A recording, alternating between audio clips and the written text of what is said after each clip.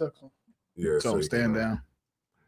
Yeah. Man, what's going on, everybody? Man, it's Are you late. live? Yeah, we live. We doing cold. Is anybody in here yet? No, you're talking to a zero. Oh, I'm talking to y'all. All right. Well, Yeah. as soon as the number pop up, I'm gonna start singing some. Okay, so so Yeah, we doing all cold starts this year. why? Oh, we gotta talk about the new year someone too. like this. The new year. The new year. It's a new year. Yes, we gotta talk about that too. That's so crazy, man. Like The new year. So called. That is the one thing that I do know. So-called, it is now 2024. Yeah, that's. I feel like this whole so-called holiday season has been the least spirited that I've ever experienced in my life. True. I feel like this year has been the most like nobody really cares that much. Right. As they used to. Yeah. As they used to. I ain't saying people still ain't out partying. Right. They definitely shooting guns. They definitely doing all the dumb stuff. But it doesn't feel like how it used to feel.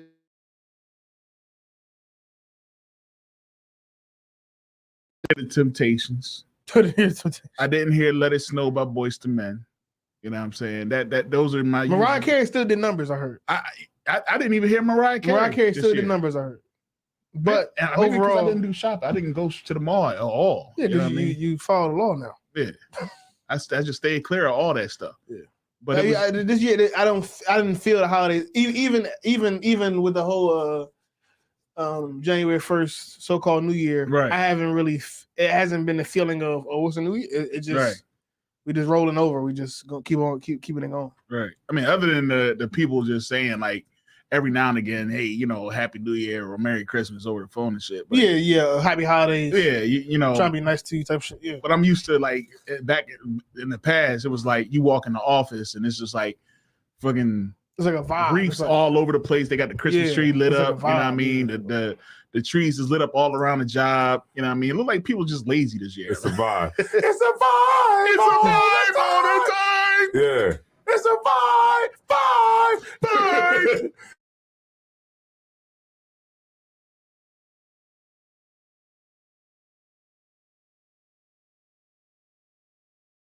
Here we go again. Let me see something. Plug in.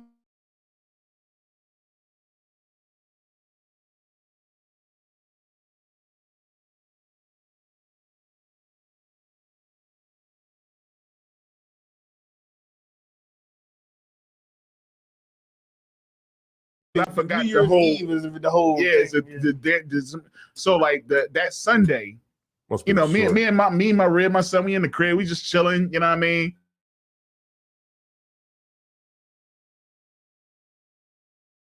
Something like that.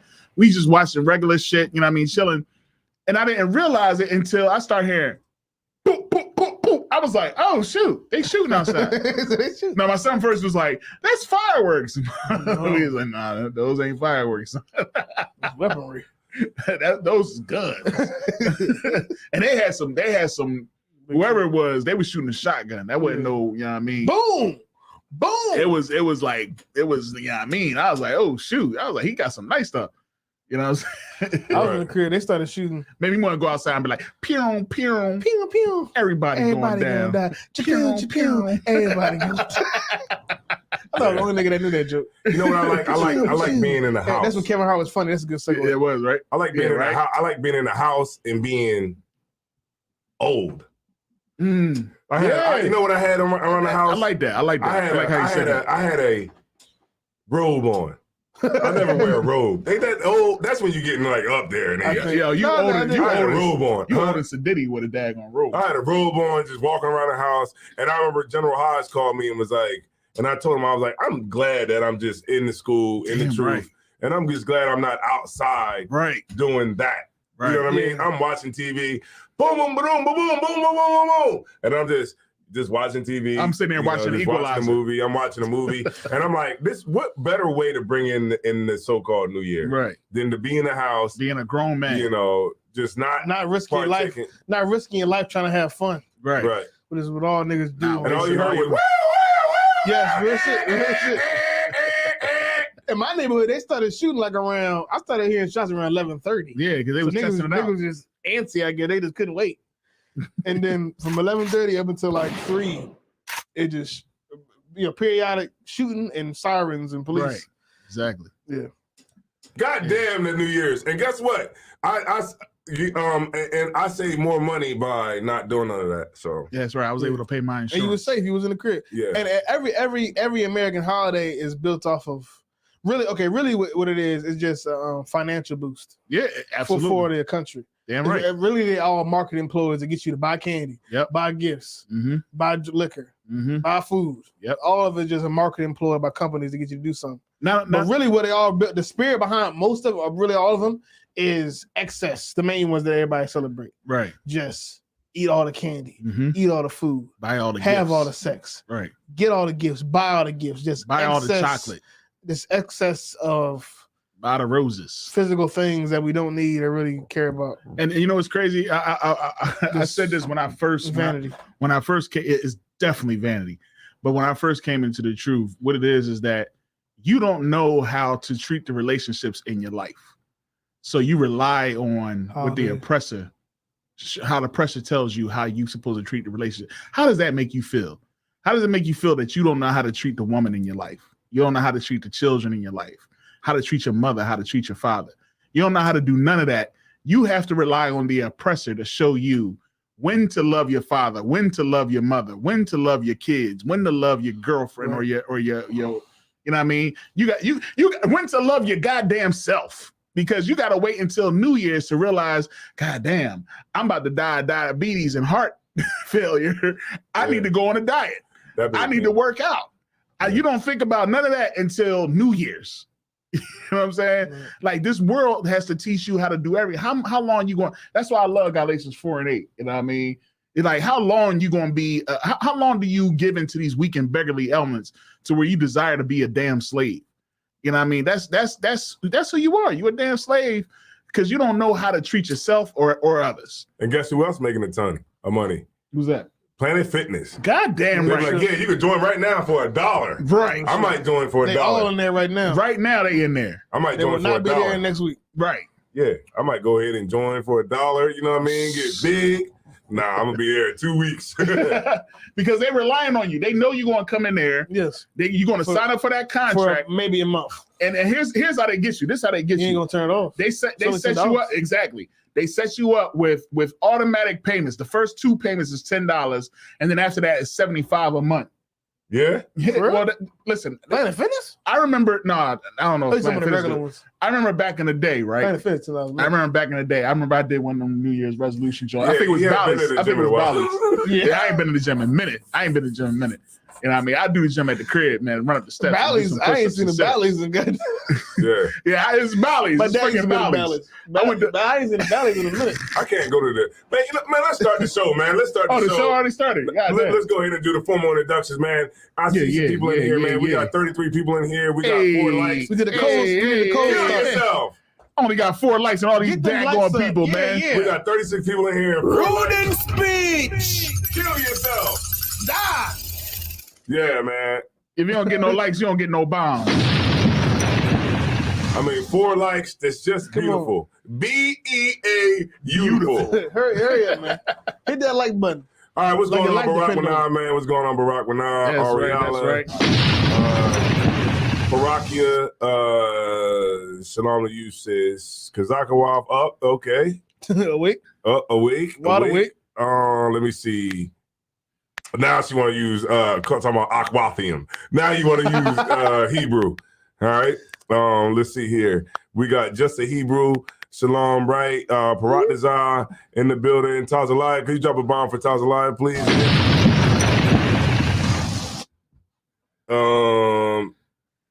Could you drop a bomb for Kazakawaf and Aman Gabar? And Marakapoth. And Kaga War. How many more people want to bomb? Come on now. Look, come in the room. You want to bomb, say something. If you want to bomb tonight, say something in the chat so we can give you a bomb. We got 5 so we can move on with our show. 5 people that has responded to what we said. You know, I think it's like, is it scientific why people won't push the like button? Like, does that have anything to do with? I don't know. Does that have to do with a person is like, I'm watching it, so I'm not doing anything else? You know what? I don't know. I mean, that might be a real thing. Maybe We got to really look that up. There probably is a scientific reason. I'm just not sure. Maybe it's just they feel like they already did enough by watching it. Yeah. You know, because I'll be wondering about that too. Like my new thing right now is anytime maybe I they see don't like it.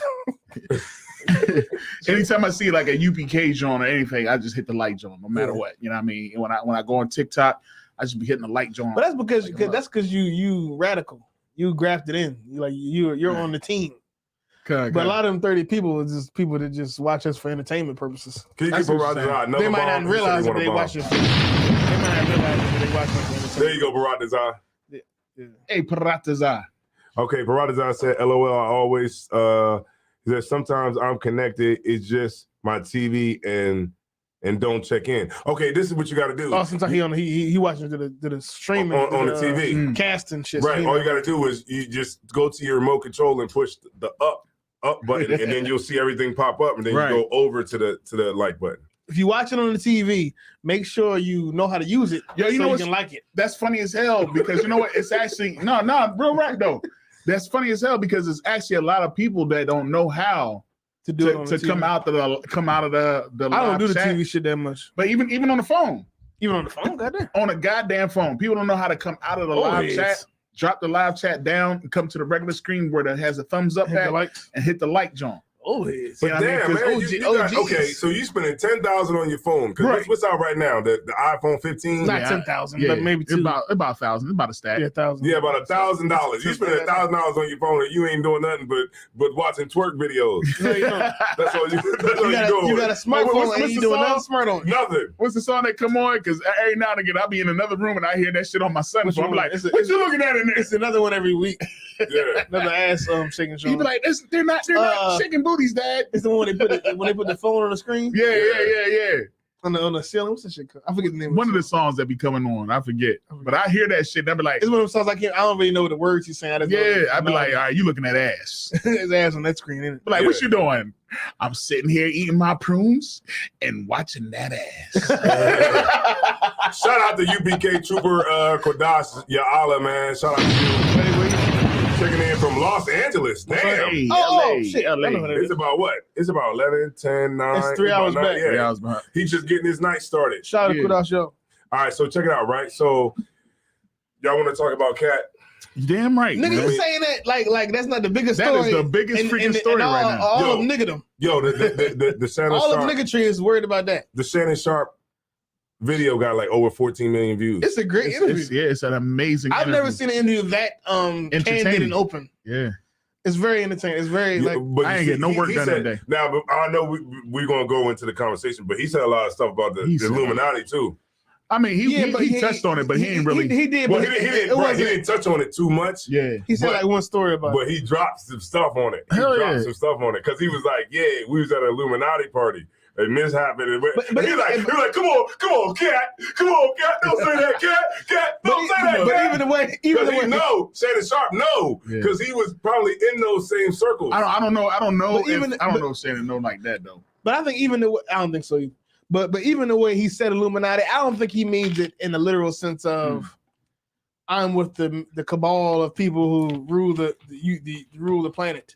He more so means I was in a meeting with some powerful people, right? Who wanted us to compromise our integrity, right, on whatever level that may be. Yeah, like in order to gain success, right? Because he said Jeffrey Epstein asked him to suck his dick in front of his own people. Yeah, and it's like it's the whole thing in a nutshell is that if you look at it, like what Cat is basically saying is that you ain't got to do that. You just have to work harder. Yeah, you know what I mean, you got to work harder in order to make this bread. And he's like, I'm out in these streets. You know what I mean? You got other people that's out in these streets, and then you got these people that's not out in these streets, and they've taken these deals, right, and they're trying to say that they're out in these streets, and they're really not. So he's just like, he basically, it's almost like he was trying to separate the two. They're right. He was talking about like the gatekeepers in Hollywood and stuff like that. And that's true. Because like he said, he was like, look, I put on 46 comics. He was like, you know, when you look at like, and then like when you look at, remember I was talking about it one week where, you know, you look at like the people who we have been seeing in those positions of power, been sitting in those seats. For a while. As long as I've been, you know, aware, you know, of it. So that's at least like 30 years. Been sitting in the same seat. And he's like, why don't you put some of these people on? Remember, he was like, even if they're he was like, if they're Hispanic or something, he was like, just put them on. You know, if you're Hispanics, whatever, he was like, put on people, you know what I'm saying? And you see like a lot of those like celebrities who be in those positions, they just keep it all for themselves and don't turn nobody else on. I mean, think about it. If you think about it like this, if you out there, and I know this would never be any of us, but if you out there and you dropping it like it's hot, you know what I mean, for you to get ahead, you ain't gonna want to try to make it easy for somebody else. Whereas somebody that's actually putting in that work, they are going to make it try to make it easy because they actually putting that leg in. I feel like that's the worst shit. I think people like. I'm gonna let you go, and then I'm gonna go. Come. No, I'm just saying, people. I think people, if I could push back on what Isaiah said, I feel like people that even the people that may have compromised their integrity to get further ahead, I feel like those people did put in work. But I think the thing is, it takes more than just work to be as big as a Kevin Hart. Yeah, because it's work on top of having the look and willingness and you got to have talent. Yeah, that's what I mean. When I say talent, how you want to put it. Right. But it takes more than talent and hard work to be as big as certain people, because you have to be able to do what these people with money and resources want you to do. Right. And if they feel like you're more marketable this way, or they feel like you should do this favor or that favor, sexual or not, right, then you're gonna have to do that thing in order to be successful. Right. I mean, I think to get uber successful in the United States of America, it takes more than just talent and hard work. Right. Because they can make a star in whatever the hell they want. Yes, they can just pick something. They call industry plants. What's the like? And what you said, to your point, was right. Like, he talked about like having some form of integrity. Like, I see like how black people act around white people at the job. Right. You know, they get ahead out of slavery. Right. A nigga sell every black person in the job out. Regular job. Right, and step all over the black people at the job. He'll talk weird in front of that white man for 10 years. So imagine a billionaire white man that has control to put you in a great position. You're gonna bend over and take it deep. God damn. That's what you're gonna do. If you're doing that at, working in some office somewhere, you're gonna do that for a billionaire that's gonna really change your life. Walking around bucket naked. You know, niggas act like niggas go to work and be like all smiles and Hallmark cards and not happy at all. Right. Because we just act like that. Like, not saying everybody act like that, because black people really don't like white people. No, that's the real truth. They don't. Black people don't like white people. You ever see like them police videos where like the the body cam videos? And what happens when a black person is mad at a bunch of white cops that's locking them up? They say, "Get your white ass always do us. Yeah, get your white ass off me. Get off me, you white ass. You know what I mean? You white MFer or whatever." Because even young black people, like 20 years old, they be like, "Get off me! Get your white ass off me!" Right? Because they know, like, deep down, it's a anger that we all have amongst black people. Period. Right. But a lot of us are just good at hiding it. Right. So when we go around white people, they be like, like Chris Rock said, that brother at the job, who you be like, "Oh, that's just Mr. Charlie. Right. You know, he's so nice. Mr. Charlie hates your guts. Right. Mr. Charlie, yeah, Charlie, go over there and do this." He like, "Oh, yes, sir. Yeah, no sweat." Turn around and be like, "Goddamn cracker. Punk ass, bitch ass, crooked ass cop." Yeah, goddamn cracker. Man, they got me jacked up, man. These crackers. And then soon they're like, Charlie, he be like, hey. Remember on Malcolm X, they was like, hey, how you doing? He was like, hey, Mr. Charlie. He's like, man, Mr. Charlie is good people. He's like, what would you, boy? When it comes down to it's all survival. Right. Yeah. It's all what can I do to have a better life? Right. Mhm. What can I do to achieve the goals I have? Right. Yeah. And on a lower level, the average way, the example you bringing out, Design One, is that we all can understand is just code switching, just being somebody. That's the word. That's the word. Being right somebody there. that I'm not really to impress a white Right. person, impress my Yeah. boss, to appear super professional and super white Mm-hmm. in front of these white people, so they accept me and give me money, so I don't have to be homeless. Mm-hmm. And that's a idea that we all understand on a lower level, but that same idea carries up if you want to be, the next big comedy star, the next football player, whatever the fuck. What's the one nigga name? Lil Baby. That's why Right. all them pictures be coming out where they be all up, but these billionaires, they be all in the party behind niggas. Like the one girl, she had a viral video. She was like, and I've been around Lil Baby. He be clutching like when he be around niggas, he be clutching like everything good. All right, no sweat. Oh shit. You know what I mean? But then he said these niggas go to these parties and be. Just lose booty. You know, when you get around white people, and this is like real shit, when you get around white people, like, niggas just start, it's like when you around white people so much, you start acting like them in certain situations. Not saying everybody like that, but I'm just saying, like, you in the party. You start to understand you start to be, like you said, act like Yeah, okay, those parties in Hollywood are probably not like all Illuminati parties or nothing like that. No, but they're just weird. Like they're weirdos. Like, you I don't know. A white person. I think partying with regular white people is weird. It's weird as hell. But no, they be all like, all right. I remember. All right, so I went to a predominantly white school. You know what I'm saying? And it's like when you go to a party where it's predominantly white people, it's like they cling to you because you're like the only black face in there. Right. So they're just like, oh, you know what I mean? Hey, you know what I mean? And they want to be all around you and hanging. You like the most popular thing in the building. Like I remember I went to a freaking party one time, man. And it was like, what movie was that? It's a movie called was it Sorry to Bother You or the guy who changed his voice and I think it was called Sorry to Bother You. Sorry to Bother You. I think so. There's a scene where he's in the joint, right? And it was like, rap for us, whatever. And he was just like, he couldn't rap. And then he all of a sudden he's just like, nigga shit, nigga shit, nigga shit. And then the whole crowd was like, nigga shit, nigga shit. You know what I mean?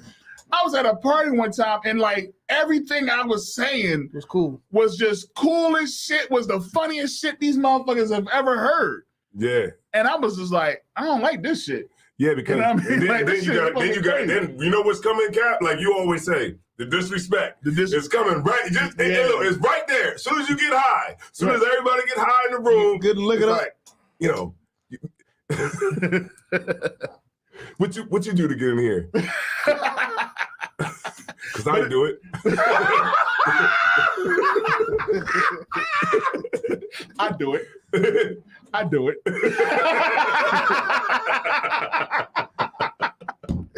I'm trying to tell you, man. Yo, the disrespect is coming because they're gonna say something to you that's disrespectful. The racial,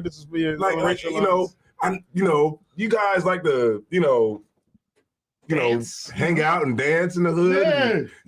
Bro. Yeah, like, I hate that fucking word. I got pulled over by the cops one time, right?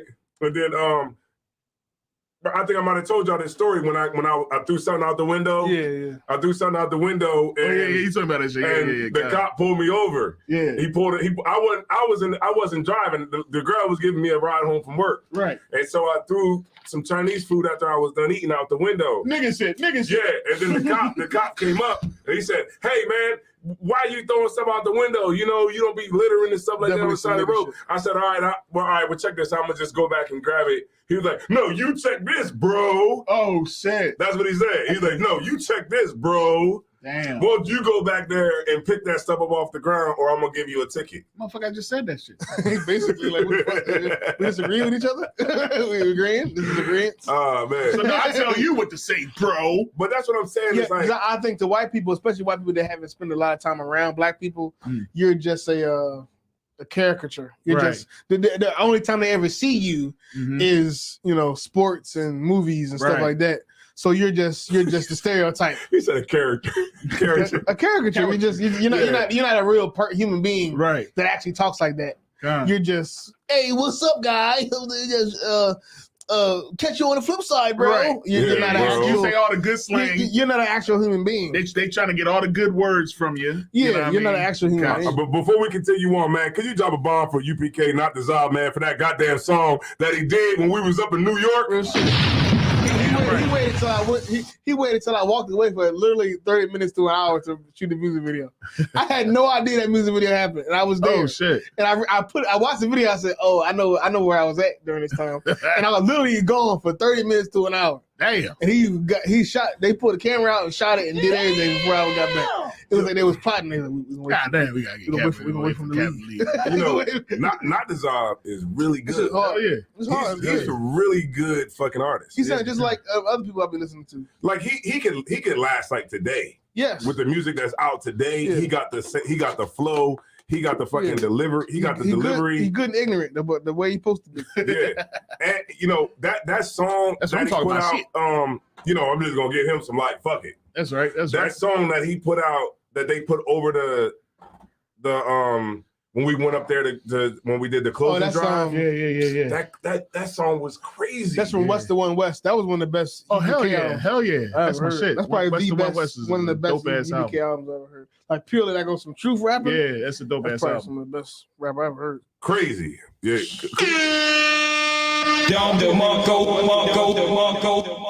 And what's the name of the app that you can listen to all the exclusive tracks? That's right. Bring that out. Right there. Tribe Vibes. Tribe Vibes. Go on the App Store and That's type right. in Tribe Vibes. Mm-hmm.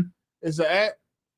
Captain Cutters I put out. Mm-hmm. And you can go in there. You can get a lot of exclusive music That's right. straight from brothers and sisters from the ISUBK. Hopefully, other people want to get in there and get down. It's an exclusive app. It's like our own Our own shit. Spotify or Yep. Apple Music. And you pay $5 a month. And you $4.99. get all the exclusive stuff you can only get Mm-hmm. on Tribe Vibes. So Or- check it out, man. Or Yeah. get a yearly subscription, $49.99. Save about what 2 months. You get saved if you do it that way. I'm gonna do $5 a month because I'm not I'm not having hit that text bracket yet. I'm a yearly. I'm a yearly dude. You know what? You know what? The yearly My is all God. right because like I use like Artlist Max Yeah. and you don't have to worry about it from month to month. You know month, what I'm saying? listen. Like you good for 12 straight months. Exactly. Yeah, it's good. See, I'm such a supporter of the app. I want to give him my whole $5. Right. I'm gonna give him my whole $5. I like the Passover to come quickly, so I like to subscribe around Passover time. Right. Oh yeah. Not as I said. Character is crazy. When you said character, That's real shit. That's how they say. That's how they act. I mean, I haven't asked them, but the way white people act around, especially white people that don't spend a lot of time with black people, Right. they act like you're just like if you saw what's a famous person? If you saw Arnold Schwarzenegger, the character is crazy. if you saw if you met Arnold Schwarzenegger and you would just annoy the Nigga. fuck out of him because hey say I'll be back, like he would just fuck with him because to you he's not a real human being that shits and eats and wakes up and brushes his teeth and argues with his wife and and cries and is sad and is angry. He's just the Terminator. Right. So you around him as a fan, you would just fuck with him and be like, "Say I'll be back." Right. Yeah. You want to go lift weights? Like he don't want to lift weights right now because He's trying to be the governor. Yes. and I think a lot of white people that aren't around us, that's kind of how when they get around us, they act that way because they only seen you on TV, and Okay. you're really Lil Wayne as far as they concerned. You're Yeah. Lil Durk as far as they know.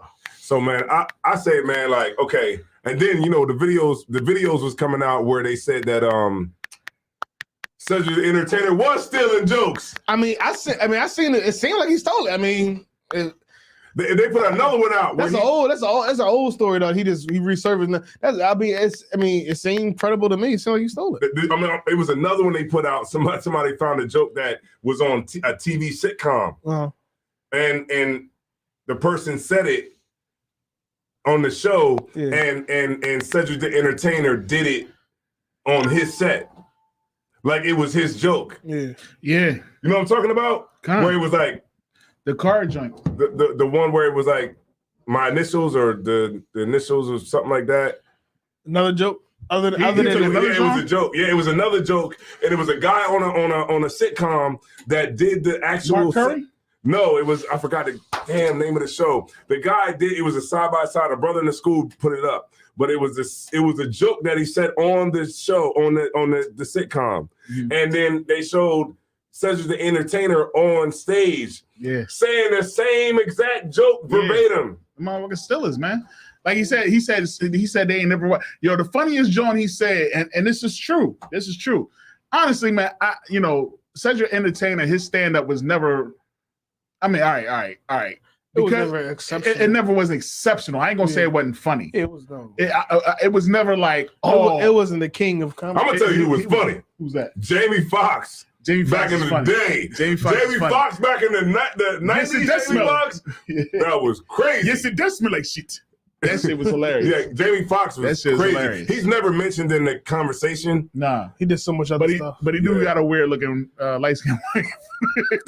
Okay, when I talk about that shit, the package. I saw Martin in a comedy, and I saw Bruce. Bruce was funny. I think he's funny. Yeah, Bruce was funny, but ain't nobody messing with Lavelle Crawford. That's my dude. Like Martin, like when he was doing his stand up, he kind of gave me Martin vibes, like from the show Martin. Oh, okay, kind. You know what I mean? Like he was acting like Martin. Like, I think that show was him though. I mean, that was really like he acted in Black Knight. You talking about like his last joint? No, he's saying like not the last shit. You know, like the Rinse all that and his older because remember that movie Black Knight? Yeah, where he was the Black Knight, but he was still acting like Martin from the show. Martin, it's still like this. The show. That's how his stand up was. So it wasn't as funny. Maybe because I caught the show when Martin was older, and maybe a little like maybe less funny at the time. Okay. And I saw Ricky Smiley too. I saw Ricky Smiley in I saw a show with Ricky Smiley too in person. Yeah, it was Ricky Smiley, Martin. Ricky Smiley got some laughs. You know what I mean? Did you laugh? It was okay. I did laugh. Ricky Smiley got that Christian comedy. Yeah, we miss Robert. You know what I'm talking about? Or like Lil Daryl. He did the Lil Daryl shit. He did the fraternity shit. Guy. Yeah. It was a funny ass joke he had where somebody died. The concept was somebody died, and then one of his friends or family members was a rapper, and they got on the pulpit to talk about him and just started making a rap song about Robert. Oh shit! You know what the fuck I'm talking about? I don't. I missed that one, sir. We miss Robert. Somebody on the live has to know about what's the nigga name? Ricky Smiley. Yeah. We miss Robert. Okay, I met this girl. He said I met this girl. We got some older people in the chat too. I'm telling you. You're gonna have me searching to find a real funny Ricky Smiley joint. That joke is hilarious. The funniest joint I seen was how he was talking about how these pastors be. Barack when I said the show was designing women, I think. Robert. Designing women. I don't know what you mean by that. This girl. But Barack said was the best of them to me. Cedric the Entertainer was funny too. The best of who? The best of who? The Kings of Comedy? Hell no. Bernie Mac was definitely funny. Bernie Mac killed that, man. Yeah, but I like D.L. Hughley too. All right, so here's the one thing that I like his style. He's like political. I do like DL. I do like DL, but you don't DL like political comedy. DL kind of remind me of. It's too important to laugh at. I hear that's what makes it funny though. Like when he talks about like certain stuff, like current events, it's like regular shit. I like Chris Rock. I mean, I'm not saying it's not funny, but I do like Chris. But I'm saying I'd rather not laugh at it. So if you had 4 comedians, who would be your king of comedy? If I had 4 comedians, some of them not gonna be black. I know who my king of comedy is. All right, go ahead. Let's go. I'll put Louis C.K. on it. Okay. Who's that? I know who Louis C.K. Exactly. No, he's funny. He's funny. Louis C.K. is funny. I'll put Louis C.K. on it. He's probably one of my favorite comedians. I would put He's white? He's white, yeah. Okay. Who else would I put? I would put I'm trying to think of anybody recent. That's about it. I know mine. I would say Louis C.K. I like Dave Chappelle. Mm-hmm. Somebody I'm forgetting the fucking name. Two more artists. I'm forgetting somebody's name. It was fucking funny as hell. I forget. See, that's why. See that because they're not king of the comedy. Who you got? You want to know who I got? Who you got? Corey Holcomb. I knew you was gonna say Corey Holcomb. Corey Holcomb. That's the name I was forgetting. Patrice O'Neal. See, you got two of mine already. That's my Patrice two O'Neal. right there. Patrice O'Neal, I'm definitely That's my two right there. Patrice O'Neal. I don't know about the third one or the fourth one, but Patrice O'Neal, I definitely put on my list. I forgot about Right. Patrice O'Neal, Jamie Foxx. Back in the 90s, Jamie Foxx. Right? So what did I say? I say Corey Holcomb, Patrice, Corey, Deion Cole. That's a good one. Y'all forgot about Deion Cole. I remember the first time I saw him, he was right. That's a good show. He had all his jokes written on the a notepad. Yeah. That was funny. I got Patrice O'Neal. I gotta have Patrice O'Neal. You know what I mean? Because that boy, he actually used to roast all the comics that you like. They was terrified of Patrice O'Neal. You know what I mean? So Patrice O'Neal is definitely my guy. I gotta have him up there. I like Corey Holcomb sometimes. You know what I mean? Sometimes Corey be going too hard on that abortion type stuff. He is hard on the abortion. Great. It's still be funny though. So like, It still do be. Great because he's saying the shit that people hate. Yeah. Like he said, have you ever fucked a fat bitch with regular people legs? Yo, that shit, she look like an M&M, man. That shit is hilarious. She like a peanut M&M. That shit is hilarious. He said wisdom tooth. He wisdom tooth. Yeah. He said, fellas, stop looking at your woman getting permission to laugh. Yo, so I definitely gotta have Patrice O'Neal. I definitely gotta have Corey Holcomb. I definitely gotta have Dave Chappelle. And my last guy, Dave Chappelle. Dave Chappelle. I gotta have Lavelle Crawford, man. Lavelle Crawford is dope. Lavelle Crawford is my guy. He's my honorable mention. Yeah, he's hilarious. Man. Okay, Eddie Murphy, Patrice O'Neal, Louis C.K. and Dave Chappelle. You mean Eddie Murphy like in the 80s? Or late, early. Sorry, early. He's talking about. But every single year he fought out the stairs. Yes, when he had the leather shit on. Yeah, when he had the leather shit on. Yeah, Delirious. Yeah, Delirious. Another one. He had the purple. He had the purple leather suit, and then he had a red one before that. Yeah, raw and Delirious. Y'all put it in the chat, man. Who's your top 5? Who's your top 4? Just top 4. He had a joke about how he had a joke about his dad was telling him how poor he was, and he said, my dad. His dad was saying that my dad worked for a toy company. You know what we eat every day, Daddy? We ate the toys. That shit was hilarious. He said, I ate the Tonka truck. That shit was hilarious. He ate the toys. Yo, you know what's funny? They were so poor they ate the toys. I know. I'm old. This how you know. Okay. I remember when Raw came out. And I did that whole set in church the next day. And then nobody knows what you're talking about? No, I had them crying. We in Bible study. I'm doing Raw. Yo, these niggas I'm cursing and everything. I'm doing a whole John in Bible study. Yo, they was in that John crying, laughing like, yo, where you getting this from? I'm like, yo, y'all ain't seen Raw? I'm about to show y'all the whole John. And I did the whole freaking Raw set, man. You know, I always wish that I could do comedy. Like, you always wish going to do comedy. I always wish that I could do. We putting him on stage, y'all. I promise you. You know, like I wish I could do it. You can do it, but it does take a lot of courage. It does take a lot of courage. But Cap, the stories that Cap got, man. Listen. I didn't already. Cap, we got to put you on stage. It takes a lot of courage, man. I had an idea for a video we could do. I just didn't want to bomb. You know, you're gonna bomb. You're not going to bomb. You said you're going to bomb. You're gonna bomb. At least once. I ain't gonna tell nigga he not gonna bomb, so he go up there and bomb and be mad. You got to bomb at least once. It's not gonna be that funny. I don't want to go up there with like the cliche, like, does anybody got roaches? I got roaches. No. The stories that you be telling us. Tell us the stories that you tell us. Come on, man. But yeah, I got roaches. And listen, I remember all the stories that he told us. I'm gonna rank them songs. You gotta tell us the stories that you be telling us. And people will laugh. If he said it the way he told us. For real. I gotta say this real quick. Y'all need to help us encourage Cap to get on stage, man, because I'm trying to tell you, it'll be the funniest thing. I'm trying to tell you, man. Look. What I was thinking was, this is my idea. I thought about it today. We all three could go to a open mic, like a what's some of them things called, like the open mic, the comedy joints. That's what the early people do, right? The open mic, yeah. We all three could just do it. Yeah. Just For a to video. fuck around. I definitely get on stage and do We it. vlog it. Yeah, Yeah. just for the hell of it.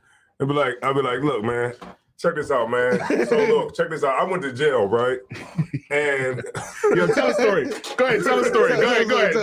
Tell Ruben Speech the story one time, man. Matter of fact, hey, yo, man, this right here is sponsored by Ruden Speech. be like, look, I man. just want to get back to Cat Williams. Tell us a story. Tell a story. No, what the one when I went to jail? Yeah, tell us Look, a man. jail story one time. Hey, look, man, I went to jail one time, man, and I went to jail one time, man, and when I went to jail, we all had to get searched, Right. right? So I'm watching the people, going up or whatever to get searched or whatever. So once I get up there to get searched or whatever, I know that you have to bend over and cough, right? So when I get up there, I'm not gay, so when I get up there to bend over, I bend over, but I try not to really, like bust it open.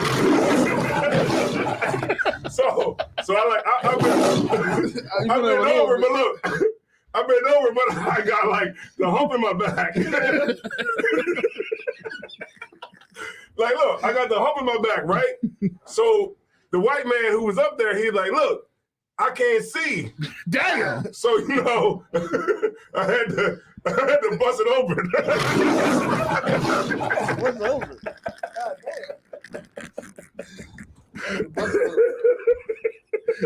Bust it open. God damn. Hey, God look, man, damn. look, don't go to jail. Don't go to jail, man. Don't go to jail, man. Yeah, I mean, listen, man, it's Cap got crazier stories than that, I'm thinking of a man. story you told me. I'm not gonna say it on air, but I'm thinking of a story you told me before. I'm saying we get off that you should say for comedy purposes. I'm not gonna say it on air, but you got some funny stories. You definitely you got some real life shit that actually happened to you. For real. That is hilarious. For real, Look, man. and I say these things, man, so that people don't go to jail because it's a rough thing, man, to go, man. I ain't trying to bust it open for nobody. Man, listen. Look, man, that white man said I can't see. So Yo, that's crazy. He said you ain't. Hey, look, he said you gonna have to put an arch in your back. He said, "Nigga, make it wink. Make it wink."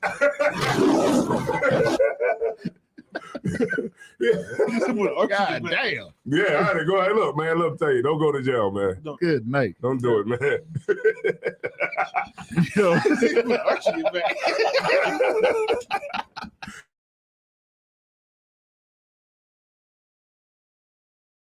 All right, so look, man, let's go up real quick, man. Taza Lion said Eddie Murphy, Trading Places, Golden Child, Beverly Hills Cop. Let me see. Paraki Those said are movies. Eddie Murphy for me. Bernie Mac. Taza Lion said, I cannot believe that y'all have never seen the I Miss Robert skit. We miss Robert. It was a total ad-lib, probably the funniest thing I ever saw Ricky We Smiley miss do. I Robert. love ad libs. Hilarious. When they be off the top with it, yeah, that's dope. We miss Robert. Yeah, I gotta so, check that. Okay, Kaga Ward said Louis C.K. is hilarious. He actually is Chris Rock's friend. Mm-hmm. I like Chris Rock too. Chris I Rock, can't. lie. The His older, origin was funny. yeah, Chris It was Rock. a little Chris, depressing, though. yeah, it is, man, because Not the. I'm not talking about the one he did with after the whole Will Smith thing. The one before that. Oh, she's talking about the Edomite. She said the Edomite. The story you told us about the Edomite at the workplace was funny. Oh yeah, Albert Lee. Oh yeah, that was hilarious. He's like, I was beating him up. That's not punching. I was punching on his head. I got him back for slavery. Yo, matter of fact, when you did on the show, you was talking about the SpongeBob SquarePants. That was hilarious, man. Like, This shit be crazy, man. yo, the SpongeBob SquarePants. That shit was hilarious, man. It was crazy. That shit was hilarious. Can you imagine this nigga in a SpongeBob SquarePants? Oh yeah, man, that was crazy. I mean, one time I we had talked. to get to work, man. Yo, that's hilarious, Oh, man. I forgot about this. Yeah, they made me. I had to dress up as. I had a job as SpongeBob. That was the worst job I ever had. Big ass SpongeBob. Nah, because we got there, they ain't had no more jobs openings. So it was like, look, man, do you want to, you can be Okay. SpongeBob. So you put the suit on. Could you? You know the arms was short. When you put the suit on, could you see some of your real body? You know he did. Well, no, because it That was a big ass suit. it was like kind of stretchy. Oh, shit. Okay. Yeah, it was kind of stretchy. Yo, man, So that you yo. talking about big as Oh hell. man, Yeah, yo. I'm in some kids' pictures. Yo, that You one joint you told me about the bus route when you first showed up at Rikers Yeah. and y'all was on the bus and the motherfucker was like, y'all not gonna get off the bus? All right, man. I'm trying to tell you, man. Like that was like when you know, a lot of those times, like when I was locked up, like it showed me like the power dynamic between white and black people. You know, and that white man, he stood up and was like, "Oh, y'all, go to sleep, go to F to sleep now." And I was like, "All right, yeah, I'm tired anyway. I'm gonna go ahead. I'm gonna go ahead and go to sleep. Lay You know what I'm down. saying? Because you know, Yeah. I got a long day of just getting up and doing I nothing. mean, we was talking. I'm not sure he was raising the joke, but we was talking, and you was telling me because you told me a story before, and I was wondering a part of it because you said you was in jail, you was bullying niggas, Yeah, that shit was funny. but you at the same time you was saying that you was scared. Mhm. So I was like, okay, so and he said niggas, new niggas will come into the jail, and you be able to get like, you got some socks in that in that Yeah. bag. What you got? You got some noodles? And like, okay, but if you was scared, what was you thinking about as you was bullying me? You I'm was like, I'm hoping this is scary, y'all, because I'm scared right now. I hope you're scared about this. I hope you How you understand. said you was on the fence? You said you was on the fence. I hope you're scared about this right now. I was like, That shit was. I was on the gate like, let me out of here. I hope this is working because I'm really.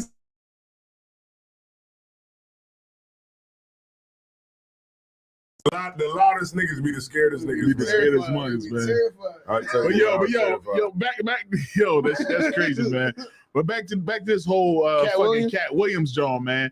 So speaking of scared, freaking, I think Ricky Smiley, after this whole ordeal, this dude was. I watched some of the responses, Mhm. right?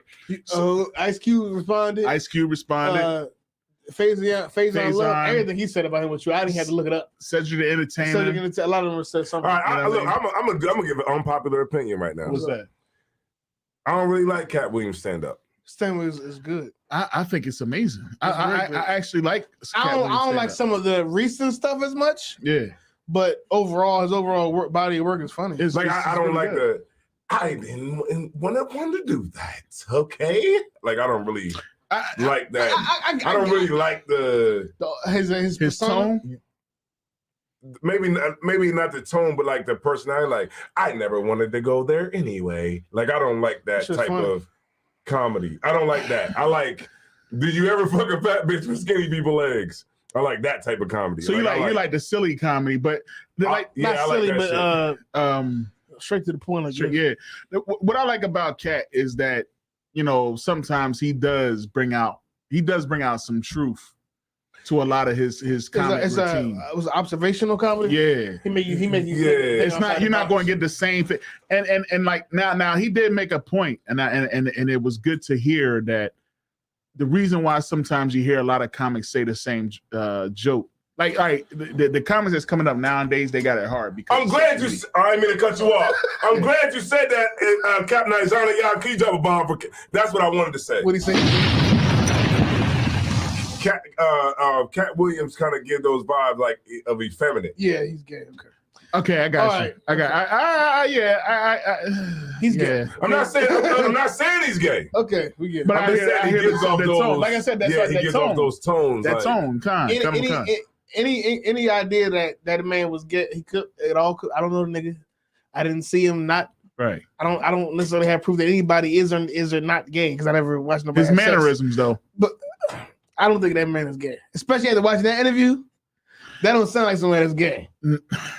After I watched the interview. But It don't like, seem like okay, nobody. I didn't catch that either, but you could tell he'd be around a lot of women though. Yeah, but his mannerisms. His mannerisms, yeah. I he having sex with men. I can't say that. Right now, I'm not saying that, That's what I'm talking about. but yeah, I could tell. It's like, still funny though. maybe that's what I kind of see. That might in be his- why in his comedy. I can kind of get that he do got an air of femininity behind him. But it's I like get I said, I think he's just been around a lot of women.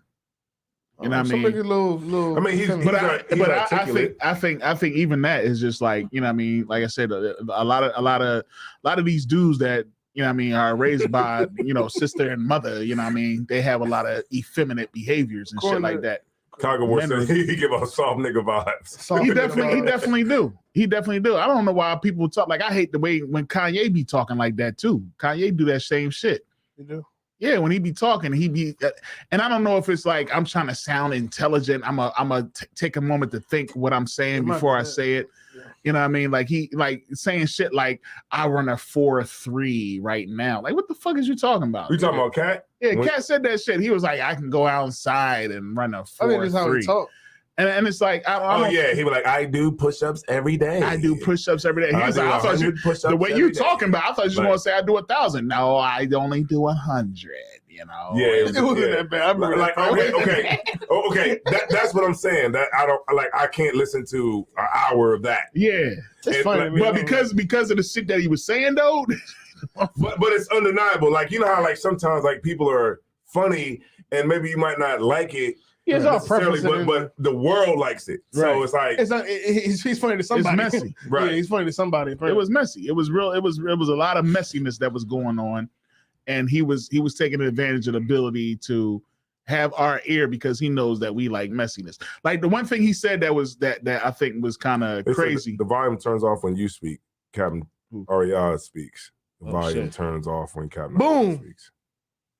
Hey, y'all, can you? All right, go ahead, Cap. You can say testing something. 1, 2. Can you hear what I'm saying right now? Could y'all drop a 1 in the chat if y'all if you hear what I'm saying? Can you? If you hear words, can you say something? Okay, so I got to cut you off. Just hold your point. No sweat. Hold your thought. No sweat. Okay, they said 1. I can hear you. That's probably one guy. All right.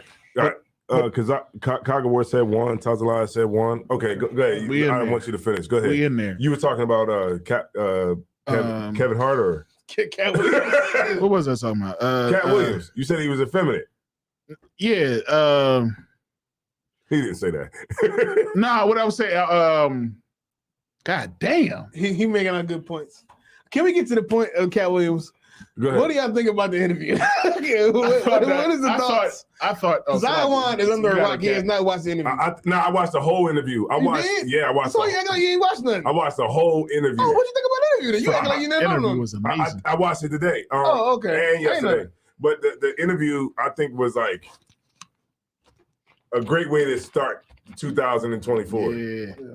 It was a great way to start it up. It was a great way to like get it going, you know what I'm saying? Get like some controversy because that's gonna go down in history. Yes. For the like Uncle Murder is probably gonna bring that out if he ever raps for the 2024 joint. But he did it 2023. I didn't listen to him. He did? Yeah, he did. Oh man, that's probably gonna be great. But yeah, it's a great way to start off 2024. But one thing he said is that he was like, this is the year where all truth is going to get exposed or something like that he was saying. Or our lives will be exposed. And I was like, okay. I did like how he was dropping stuff that maybe people might not think that is going on. Like, you know what I'm saying? Like I think the crazy thing is he's saying most of everything he said wasn't necessarily surprising. No, it wasn't. What was surprising is that he so candidly said it. Yeah. Because I think we live in a society where people who have a high social status don't freely offer the dirty laundry of other people with a high social status. It's like they're. I think when you're supposed to, and this happens among celebrities and amongst just regular rich people that you never heard of. It happens a lot in church where people who have a high good segue. People who have a high standard, have a face and they do things out in public, but behind closed doors they're very different people. Oh wait, and they just lie about it. I think that's what we see amongst these entertainers, where they give off a certain air in front of us. But if you really knew them, you would know it's not as spectacular, it's not as honorable and upstanding. Right. That in reality they're just they're in reality the people that we look up to and that entertain us and that we aspire to be are really just nobody to inspire to be. Right. just really somebody that has money and a voice, but they're nobody that you would really want to trade places with. No, because they're just as, if not more, disgusting and dishonorable and liars and backstabbers and just as disgusting as you or anybody else you ever met. But you want to be them, right? You want to be them because and if not for lawsuits and Cat Williams just talking to everybody, you would always think that I want to be Kevin Hart or I want to be Tavis Smiley until somebody tells you that it's not all it's cracked up to be. Right. I think after this whole thing, we don't know nothing about the industry. Like in the industry, it's all about what we speculate, right? Right. You know what I mean? And what Cat Williams basically did was he basically tried to say, this is what it is, and it looks so close to truth that you can actually believe it. Yeah, everything he said, pretty much everything he said, I believe. Everything you can believe. But then he said, he said I read 3,000 books a day. Exactly. Then he say some crazy That's the only shit. part I didn't believe. But there's certain things that he said that is actually like, well, damn, this could be true. Could this whole Illuminati thing be true? Could these rituals be true? Could this whole thing about these dudes having sex on the casting couch, could this be true? Yeah. Because guess what? These 7 dudes do have these light-skinned, weird-looking wives. You know what I mean? I saw a collage of me. Yeah. Yo. All these famous motherfuckers, some of the people he was talking about. Yeah. And a woman all look the same. All they look the same. Yeah. You know what I'm saying? Like, oh, shoot, this is something else. And guess what? And it just so happens that, you know what? They did steal jokes. You know what? It just so happens that they do have movies and they can't act. It just so happens it almost looked like they forced them into these roles. Like a big one is what's the lady, the woman she was on Girls Trip. Tiffany Haddish. Tiffany Haddish. Yeah. You know what I mean? Like they put these. None of these folks been really funny. And when you think I think she can act though. Tiffany Haddish. Tiffany Haddish can act. I think. Listen, am I wrong, y'all? Y'all let me know in the chat. But I think Tiffany Haddish can act. Tiffany Haddish can be ghetto in front of a camera. Exactly. Like Girls Trip, she was. But good. You know what? Girls Trip though. You know, Cat Williams said it best. Look at their roles. It's them. Yeah, she's not Tiffany Haddish. Acting. She just being herself in front of camera. Face I love, always taking his damn shirt off. Any woman that's not afraid of a camera can be like, girl, I ain't finna go there with that. He look good. Any woman that doesn't care, that doesn't get nervous when the camera comes on, can do that. Right. You're not acting. You're just being Tiffany Haddish. Just being Tiffany Haddish. You're just being yourself. What movie has Steve Harvey been in? If she has a talent, he said earthquake. He said earthquake can't read. Sir ain't saying. But that was crazy though when he said him and Ludacris went to an Illuminati party. That shit was hilarious. And he was like, cut off your sideburns. He was like, that was like crazy. But I'm like, it just seemed like it was like, how can you make something like that up though? What I'm saying is, one of the most believable things he said too that really made sense to me was where he said Kevin Hart. He said a lot of the roles that Kevin Hart got, right? He saw them ahead of time and said, "Yeah, I'll do it, but can I not do the gay stuff? Can I not be all the way?" He said, "Do all the step and fetches." Like he was trying to take away some of the stuff that wasn't that integral, right? Trying to take some of that stuff away. And they didn't like it, so they gave it to Kevin Hart. And it kind of made sense to me because when you look at it, Kevin Hart is marketable because he's a non-threatening black man. Yes, he's a non-threatening black man. That's how he made his living. He's short, he's funny, and he's not threatening. Kevin Hart. Cat Williams is short, he is funny, but he's intimidating. And so it's so heavy, sir. I don't want to forget that, but remember the Shaq when Shaq bent him over the car. Like Cat Hart would do that. Cat Williams would have did that. Never did that. It's so heavy that you're saying that because it ain't just about a black man. Because the crazy part is that I watched. All right, so I think Gary Owens is funny too. The white guy? Yeah. He got a few funny jokes. He got some few funny jokes too. But he also didn't compromise because they always want to make him to be the white dude that's with the black chick. And he was just like, why it always gotta be, and that's it. Like because he was confused when Cat Williams brought up his name. his response was, "I ain't, what does that mean? What are you trying to say?" Yeah, from what I took it, he was positive about. Yeah, well, he didn't know. Not necessarily positive, but he was telling you why he's not as successful as he might. Right, and the way Gary Owens was like, was he throwing shots at me? He had to ask the black community.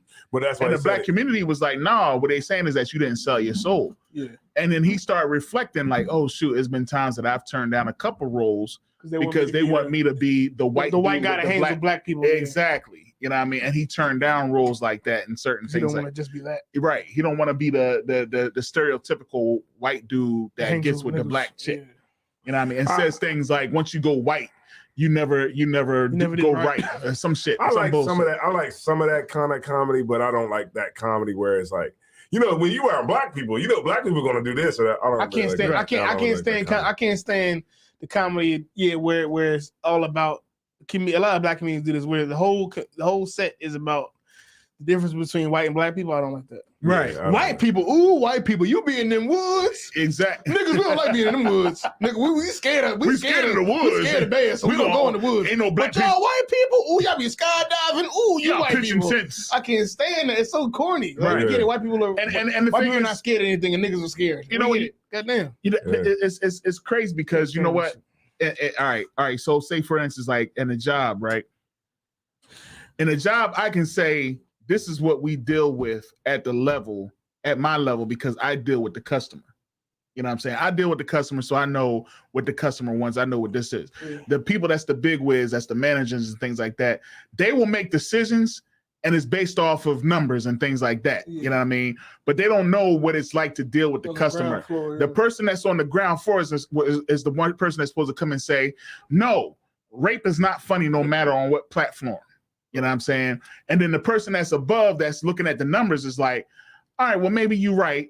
You tell me what's right and what I should do, And basically what Cat Williams is saying is that I'm going to go in there and I'm going to take the risk in losing everything by saying that we should do this, this, and that. Whereas people like Ricky Smiley, people like Steve Harvey, they're not even going to read the script. They're just going to say, well, I just want the jag on. I'm going to do whatever you say and I'm just going to do it. You know what I'm saying? And that's what he's saying. He went in there and that's why he's saying, like, ain't no way, because the boy didn't even read the daggone script. He said he's talking as far as Ricky Smiley is concerned. And then what did Ricky Smiley do? He came back and was just like, Money Mike. I was supposed to be Money Mike. It wasn't Money Mike. It was something. It was the name of the character was something totally different. You know what I mean? It wasn't Money Mike until Cat Williams came in the joint and made it Money Mike and turned it into a pimp. Yeah. You know what I'm saying? So even in his response, Ricky Smiley, the reason why I looked at all the responses, right? I looked at Ricky Smiley's response. I looked at Such an Entertainer's response, Luda's response, because he did the whole rap song. I saw that goofy ass shit. I mean, Faison Love did a response. All of them did a response. But the one that really stood out was the first person that he attacked, which was Ricky Smiley. And Ricky Smiley was on some old, I'm trying to save my career.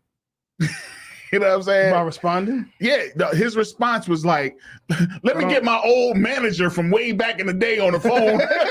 Yeah. He was there, you know what I mean? Manager, what happened? And the dude was like, all credibility. The dude came on the phone was like, it was a long time ago. My mind is Yeah.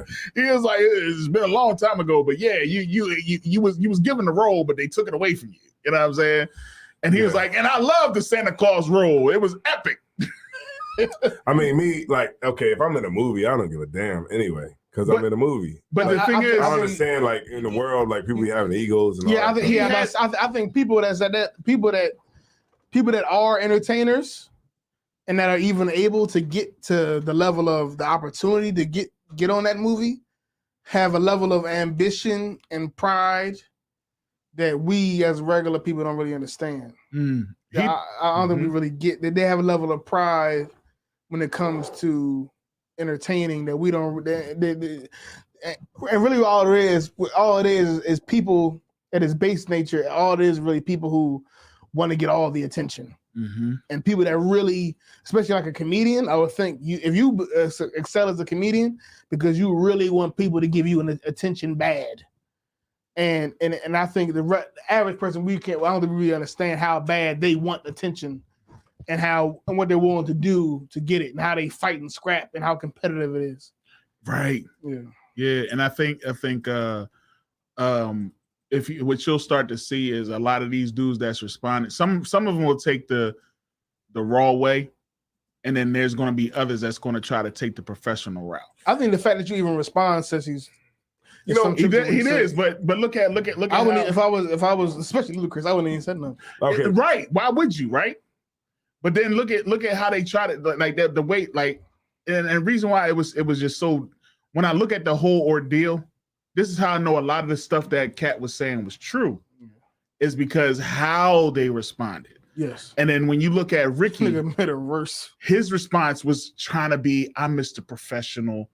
You know, hey man, it's enough money for us, for all of us out here.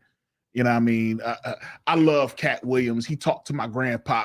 You know what I mean? Like you trying to brush it over as much as you possibly can, because you know he was saying a lot of truth to what happened between y'all two. And then of course Cube come out and basically say, you're right. You're right. You know what I'm so saying? many words. So many words. Yes, he told the truth. He told the truth. So like I'm curious to see, I don't think Steve Harvey really said too much. Never heard. You know what I mean? But he didn't say that. What did he say? He said Steve Harvey. He basically said he wasn't that talented. He crushed Steve Harvey. Your ass need to chill. His hairpiece. His wig was a wig. Okay, so the way I look at it is like, like acting ain't easy. Nah, it's not. No, like, we be doing like, especially as a black person, we be doing like skits skits and when we be doing our skits, that shit's hard. Like, that hard. And then I'm talking about, but remember when we doing a skit or something like that, we got something to go off of. Right, you know what I'm saying? Right from scratch. Right, just imagine somebody giving you some paper and saying, this is what we want you to say. Right. And now you have to figure out how you're going to make it all come together. Yeah. That's where the skill comes in at. Right. So that's why I'm saying it's like, I just respect a lot of people who do act. Like, right.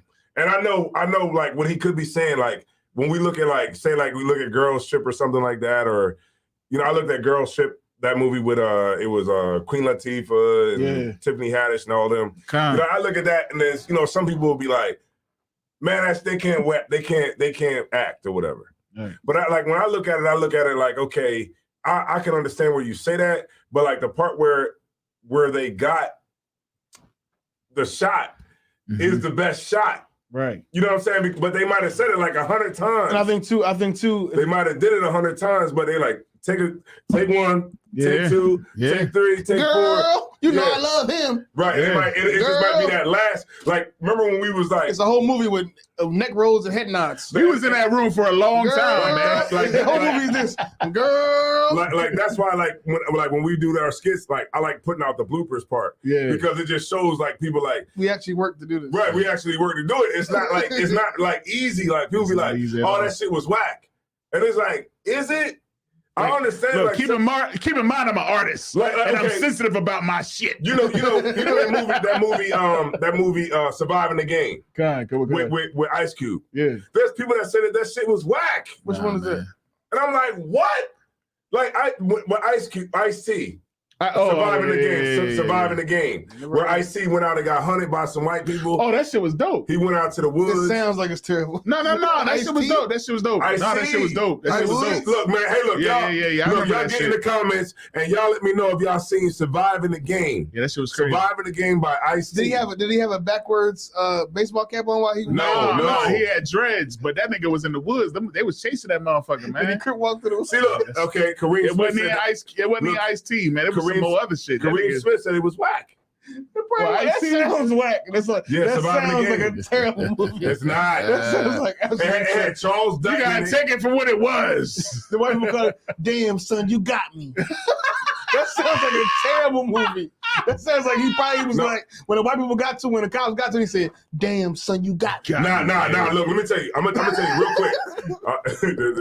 All right, he said it was whack. Azana, y'all, he's just laughing. That sounds like a terrible. Like, who would even do that? Who would even spend millions of dollars to make that movie? Why would you do that? I stay in the woods, running from the cop. What? So okay. Captain Azana said it was good. Hold up, man. Listen, man. I could not imagine a movie with Ice-T running through the woods Right up in the police. That's funny. I'm sorry. I gotta watch it, but I couldn't imagine it either. All right, Cockawar said that. He said that was a good one. I was surprised I'm going to watch by it. Ice's performance. It says surviving the what? Surviving the game. Paradizai said that shit was dope. Barack Wanai said he's a good actor. Yeah, let's get it. Classic. All right, Paradizai, classic. I can't say Ice-T is a good He said, look, and Paradizai said Salaki Adawan, that shit was dope. I'm telling you, it was. I don't know how much I respect your opinion, man. Okay, so what it was what was the premise? he was a bum. He was a bum who was homeless, right? And this guy had seen him and said, hey, you want to make some money. So he's like, all right. He's like, all right, well, meet me over here. He gave him a card. Was like, meet me over here at this particular place. And so he gets there into the place, and the guy's like, yo, let me see you run on this treadmill, and run on it as long as you can. He's like, however long you can run, I'll give you $20. And he was like, what? For $20, I'll run to Alaska. And so he's running on the treadmill, and you know how like the time lapse, he's running on it for a minute. And then so he says, all right, I didn't think you was going to be able to run that long. He said, never underestimate the power of a man that ain't got nothing to lose. So then boom, he gives him a job. He thinks he got the job, and he's like, so what's the job? He's like, yeah, you're going to be like a guide for us when we go out in the woods to do our hunts. So boom, he goes out there, and while he's on the plane, they're going out to the wilderness. So when they go out to the wilderness, they got a pig on the flight. It's like one of them little small planes or whatever. He got a pig on the flight. So he's like, I don't know why y'all would come all the way out here to go hunt a pig. I mean, this doesn't look like something that, you would want to kill. And they like, oh yeah, so they acting like they're about to go out here and I'm hunt assuming these pigs. he was the thing they was gonna hunt. Yeah, so they go, they have this dinner, they have this nice dinner. You ain't gotta say the whole plot to me. I might actually watch it. Okay. Right, but I'm just saying. But in the morning, that's how he wakes up. He wakes up to the dude with a gun to his head. Yeah. He's like, wake up. And then he's like, yo, what the fuck? I would have loved to watch that. I would have loved to have that experience, like never knowing that was going to happen when I watched it. I would have loved to watch the movie, and then Ice-T go to sleep and he wake up and a gun is to his face. But now when I watch it, I know that's going to happen. Yeah, but so it's not going to have the same level of impact on me. Like to me, I don't. you don't get what I'm saying. It's like to me, I'm not. I don't like when people be like people be like, spoiler alert. Nigga, I don't give a damn. I'm people. I'm people. I don't care about that. He said, he told you the whole job. No, you know why? You know why I don't care about that? I know the story. I'm not going to watch it. You know what? Like spoilers don't matter in a good movie. Yes, it does. Yeah, it does. It still matters. What? People That's you. People used to talk about spoiler alerts like on Walking Dead and stuff like that, and it didn't matter. It's still good. Man, but some things you want to leave to purpose. Just to prove a point. But then that's your loss. But look, did he win? He won, right? Nah, I don't remember. That part I don't remember because I remember. But let me tell you something. Don't tell me the end, please. People please like, okay, if somebody was to tell you Goodfellas, right? This person is going to kill that person. Goodfellas is still classic. Okay, no, it's not. Okay. Well, what? Goodfellas, man. Hold on. It's still a good movie. Goodfellas is classic. It's still a good movie. Hold on. Salaki, go ahead, sir. Goodfellas is classic.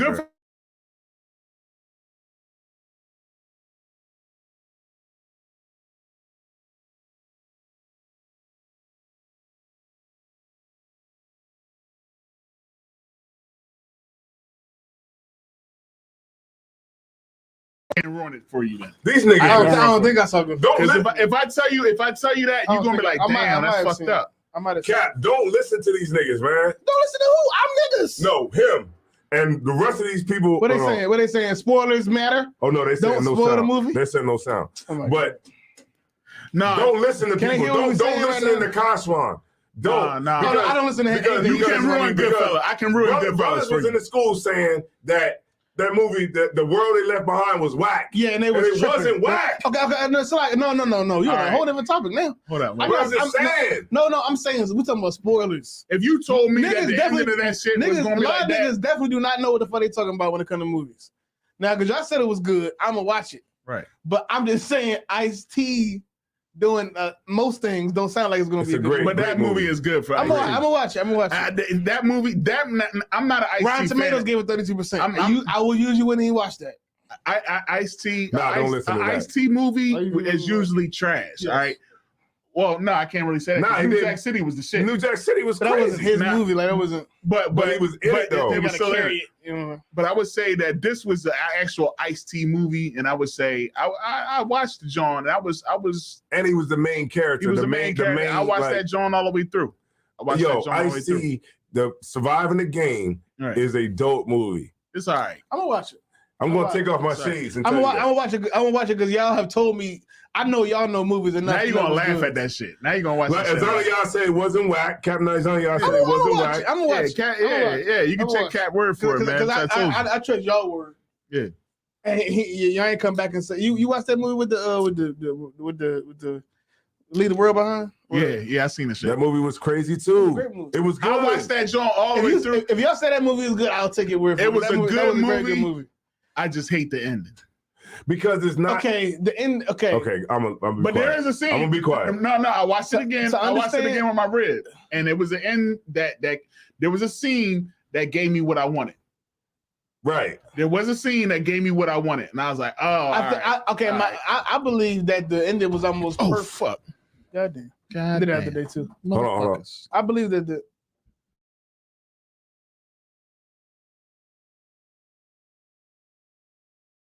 All right, y'all. We having technical difficulties. No, This brother is- that wasn't me. Nah, when you move-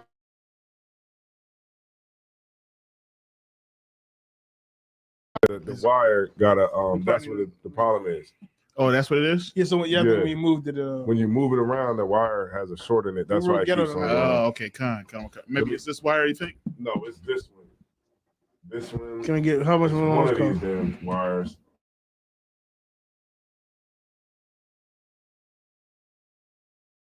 It's all right because we got something big coming now, boy. Yeah, Y'all really better watch out because the show is really about to get turned up. a whole. It's about to be on a whole nother level. You know, So I just want to say this, man. You know, no, don't end the show. no, I just want to say this, man. Like a lot of, like a lot of these movies, man. I got more respect for now because, Right. like, I mean, I see how hard it is to do Yes, a skit. yeah, It's hard yeah. as hell to do a skit. Hey, Cat, and if I may- the skit we did that CB4 John, Yeah. I realized that this acting shit is not it's not difficult. It's like actual work. Shit. And I always looked at acting like it was like must be fun. No, it's not But fun. by the end of shooting that skit, I was like, this shit not even fun no more. It's like work. This is like I'm not working. we had I feel like somebody Mataza should be paying me right now. Pa was toe up. You doing this all He was drinking the whole time. like this. 30 times. 30 times, man. And that was he had a good bottle in that bag, man. That wasn't no bullshit bottle. He had the what did He wasn't actually drinking. Yeah, he wasn't drinking. Yeah, Oh, wasn't nothing in that bottle? You thought you was what is it? You thought he was actually drinking? It was a lot because it was a lot left in that bottle. Nah. No, he was just he had a top on it. He was just acting like he was drinking. Oh, all right, no sweat. All right. yeah, but Damn, I'm about to say, But my If he whole was actually point drinking, is- he would have been dead. good night. but my whole point is that when It's work. remember when you're doing a movie, you have a whole crew there, and then Yeah. they hand you the script, Yeah, and you have to come in and do those points where yeah. A lot of that was like you got like when you're looking at it, it says, "I love it, I love it, I love it." Right. Go, go, go. right. You have to put your spirit on it Yeah. and do it like how you make it come out on camera. Because otherwise, you'd be like, "I love it, go, go, go." I love it. I love it. I love it. Go. They're gonna be like, "Get the fuck out of here." That shit was You're gonna be on. Cat Williams gonna get the part. You know, I think so. I think okay, from Cat Williams' perspective, he's coming from the perspective of I'm a person that has done What's a comedy going on? show. It was going on, Toucan. Oh, yeah, good job, Bob, for Toucan. I didn't mean to cut you off. Yeah, he's a super producer. Yeah, I know people say that a lot, but he's a dope producer. Like make beats. Yeah, right. Yeah, Toucan, man. He made some beats for me back in the day word. when I was rapping when I was young. But Well, I would say, if I may, I just before you continue, sir. Yeah. You know what I mean? But I just want to give a quick shout out to Captain Taziah one time, man, for being an awesome daggone producer of that daggone 125, that CB 125. Because I'm telling you, man, like you said, you know what I mean? Like he had the vision, and we stuck to that vision. Right. You know what I mean? And a lot of the stuff we ad-libbed. You know what I mean? A lot of that stuff, he was like, all right, have this energy and just do this. You know what I mean? We watched the John, we studied the clip. Yeah. Kept REI, crushed it. You know what I mean? I came in there, did what I had to do. Yo, that one scene with Kohal coming in the show, it was just like familiar. Yeah, but that's remember that's a 2-minute skit. Yeah. Imagine and it took us like hour whole and a half movie. It took us probably 3 hours to do that. It took us a minute to do that, 2 man. minutes. And that's why I say that I got a different respect for like for like actors, like real actors, because they don't get something to go off. Like when you're doing a skit, you know, everybody can do like a Boys in the Hood skit, right? And then you know do your own shit. You know, you just like, yo, Ricky. You know, you can play those parts out because you've seen the blueprint, right? Imagine Cuba Gooding getting the script and having to come in there and create that. Have to create those memories, right? You know, like make the pages come alive, right? Yeah, like you gotta. That's why we're gonna do a movie though. I think from Cat Williams' perspective, he's coming from the perspective of somebody who has been in the movies, has been a stand-up comedian, so he's judging it from. He's not judging it from us, people who haven't done those things. He's coming from the perspective of I'm a person that knows the work that goes into it, right? Knows what it takes to make something that's critically acclaimed, as well as the people like it. And he's judging it through that filter. And I think that's why he's coming to the conclusion of this person is not funny because she's not that successful. This other thing that I've been a part of or that I've seen, I know what's funny because I know what it took.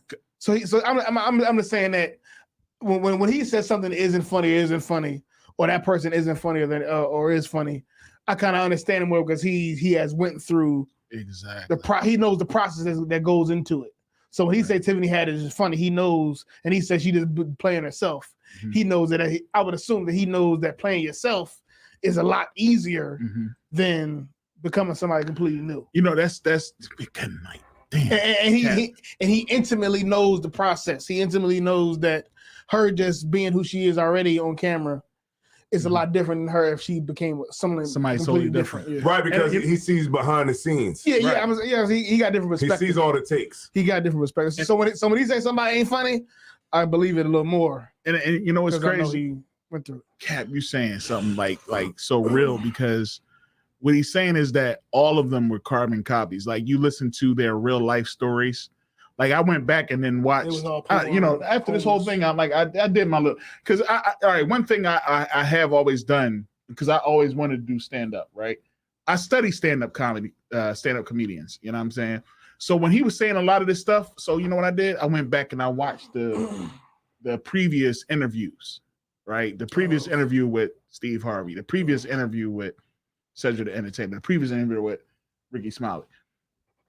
And their stories don't match up with their stand-up, their comedy. So you can tell it's not original.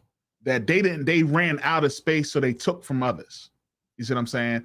So like the whole story with Cedric the Entertainer, like he said, we found out that he couldn't sing, that he couldn't dance. I know what it was. They goated themselves too early. Yeah.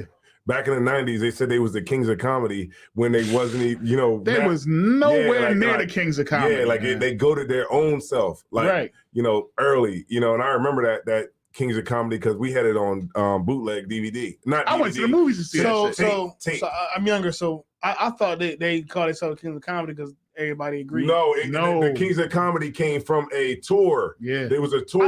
I know that, but I thought they named the tour Kings of Comedy because it was actually agreed that they were the kings. Well, they was not. No, they said they were the kings. They self-proclaimed. Like, you know, like T.I. Like, yeah. But to be totally honest, I'm the king of to be totally honest, there was only really two on that daggone tour, and that would be DL and that was Bernie King. Mac. You saying? Because they actually were the ones who was actually out there doing that. Yeah, doing that. DL's still out there today. DL, he gave DL his props. Like, I mean, he's still out there. And Bernie Mac please, you know what I mean? This dude was he was freaking hilarious. Like I've seen a lot of Bernie, and here's the thing. Here's a funny thing. Even though he came at him, I seen Kevin Hart. You know what I mean? I remember Kevin Hart was funny. I remember Kevin Hart and Blackston, believe it or not. And Michael Blackston. He's funny. Michael Blackston to a certain extent. Motherfucker. One of my with that, but that's about it. And he would even know. I kind of knew Michael back in the day. I'm calling him Michael like I know him like that. Man, I'm like Mike, man. I ain't know him like that. Michael Blackston? Yeah, because my all right, so one of my baby sister's cousin, uncle. No, one of our crews, son. One of our crews growing up was the Fast Click in Philadelphia. Who? Fast Click. So they was like a lot of DJs. They had comedian artists. They actually had singers and everything. Jaguar Wright was in there as well. And I remember we used to go to the Laugh House in Philly all the time. And I've seen Michael Blackston plenty times at the Laugh House in Philly. Hilarious. I was like Michael, like, you know what I mean, and on the East Coast, and I could see how because the first time I met Michael Blackston, I thought he was an African boy, right? Because how he like Cat Williams, how he said he does that fake. But when I met him in person, this nigga was talking like you and me, and I was like, oh shoot, you know what I mean? Like you not an African. Yeah, it's called a gimmick. It's a gimmick. Yeah, but I didn't know that because he was so convincing on stage. So, like, you know what I mean? Some of the boys that I knew and that I grew up with, they really knew him. And I remember we was at the joint and we was after the whole joint, we outside chilling and this nigga talking like you and me. And I'm like, God damn, like, I thought you was a real African. He was like, nah, you know what I mean? That's just part of the joint. But I could see how Cat was like, yo, you out here talking about you the king of Africa, but you doing a fake accent. Yeah, he was. He was really doing a fake accent. I remember. I don't like comedy shows that are too big. What you mean? Like I don't like arena comedy. Like meaning I like when I went to go see Deion Cole, it was like we was at Sugar House Casino. And if anybody knows anything about Philly, it's not super big, so it's more like an intimate setting. That's why I saw Earthquake. Like when he said the jokes, we can laugh at the jokes. Yeah. But when it was like when we went to go see the Martin and all of them was all in the Royal Farms joint. It was like he would say the joke, and because our seats was way the hell up there, it was like the joke would be like,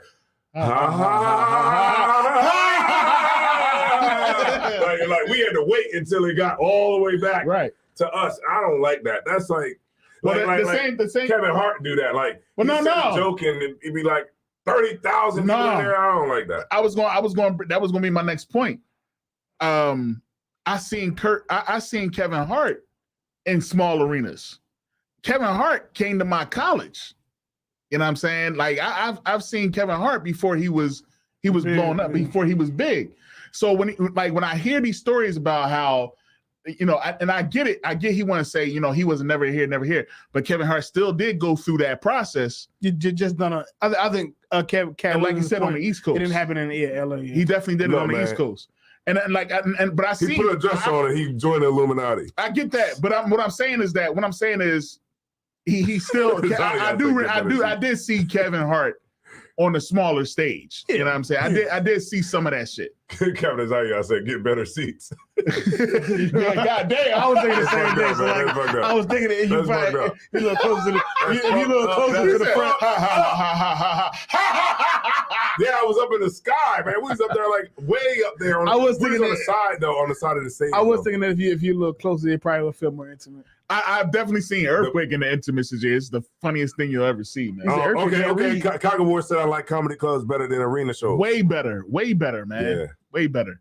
And that's drink minimum. That's hilarious. Yeah, that's hilarious. It's definitely a two-drink. Yeah, like Deion that's Cole. Funny as hell. We saw Deion Cole at the. I would love to see him. That shit was just like TV. That would be amazing. I got it on my phone. Like I got some. Please show me. It was a while ago. Yeah, I was like, yo, this is funny. Like he was just like, yo, I can't trust a nigga without a mustache. Yeah, what the heck is your stash, man? Nigga? When he said that, I was like, yo, this is what he said. He be saying on TV. Yeah, and he said the joke, and like the joke was so funny. Like I was like, yo, this is crazy. Like he's really like funny. Yeah, that Deion Cole is hilarious. I would like to see Corey Holcomb up front. I'm upset I never got a chance to see Patrice O'Neal. Jamie Foxx in the 90s, man. Killed the 90s game. Jamie Foxx. Killed the game. Not, he don't do it now, but 90s Jamie Foxx had like the faces, the like the physical comedy. He would be the full, and he would be Jamie the entertainer. That's what it's because he gave you he can sing, he can do everything, he can do all that stuff. Man. And he can act, act, and he can do impressions. Excellent actor. Yeah, the impressions, he do the impressions. Yeah. Just some people are just like they're funny, but just not stand up. Right. Like a funny white dude is Jim Carrey to me. Jim Carrey's hilarious. Like Jim Carrey is crazy. If you watch like those he started out with stand up too. He's up there. Oh, he did. Yeah, Jim Carrey started. Oh, I didn't know, but he definitely did. I very forgot early about, on. Very and early I forgot on. about David Allen Greer. I think once he started doing movies, that was a wrap. I forgot about David Allen Greer. Is crazy. I forgot about him, man. David Allen I Greer. know the name, but what he do? He was the one. You remember Martin, where he was the Reverend Lonnie Love. He was the pastor, and he had a demon because he liked Pam the way Pam looked, but Pam was his cousin. And it was a cousin. Yeah. He was funny. He's a writer. He's a writer. Sketch comedy. Yeah. So it's a different, that's different too. That's another. And that's the thing. That's the thing with Cat Williams is that he had the ability to do sketch comedy and do stand-up comedy. Yeah. Yeah, sketch comedy. We haven't really tapped in on Cat Williams sketch comedy. Like Dave Chappelle. That John, it wasn't a sketch, it was a whole movie, but I never actually, he mentioned this in the interview too. He was saying like, you might never even seen the movie. Back. Oh, sorry. You might not even seen the movie, but you might not have seen the movie, but you know his role because it was the one movie where he was in jail. I never seen the movie, jail. But I know the scene where he was in jail. He's like, that's a whole white baby. The white baby. Yep. That was he said that baby is from the Caucasus of the world. Yeah. Right. Yeah. He said that baby is Caucasian from the Caucasus Mountains. Exactly. Yeah. That's what I would say, man. I mean, the interview was great. It was amazing. I think that I wish I could have got the damn interview. He made the damn. Now that do sound gay. Club Shay Shay. Club Shay Shay is crazy. Okay, but in his defense, I haven't looked this up. I was wondering the same thing. I bet you Shay Shay is like what his grandma used to call him or some shit. Probably, yeah. And he just kept it. I bet you if you ask him, that's what he was. I bet you if you look at it, that's what. Where you from? Club Shay Shay. All I'm saying is this boy's ticket sales went up. Who's Cat Williams? Cat Williams ticket sales is crazy because everybody believes him. And he made Club Shay Shay go up because guess what niggas did right after watching that interview? Watch all other did just like I did. Went back and watched Cedric Entertainer interview. Went back and watched freaking Ludacris. Went back and watched all the other interviews that he did after watching that. Like he said that this joint right here. Now, what about some of the spiritual stuff that he was saying? It's like Tekashi I didn't went hear on some spiritual stuff. You know, when Tekashi go on anything, it goes up. He's kind of in the past now, right? But I think he can still do it though. Tekashi. If once he just popped back out, he been out overseas for a long time. Only way Tekashi could go viral right now is death. If he get killed. No, but I'm saying like if he goes to let me see who's out there right now. Like say he goes to like. Maybe not Shannon Sharp show. Maybe he goes to like the Blue Couch or something like that. Like the Blue Street Couch Stars, definitely is not going to get or like Say Cheese. I know it's going to do at least $1 million. And say what? What are you going to say? Shannon Sharp need to go ahead and interview TD Jakes now. Take that, Jakes. That's what he need to interview right now because right now he just need to let this interview just live for a while.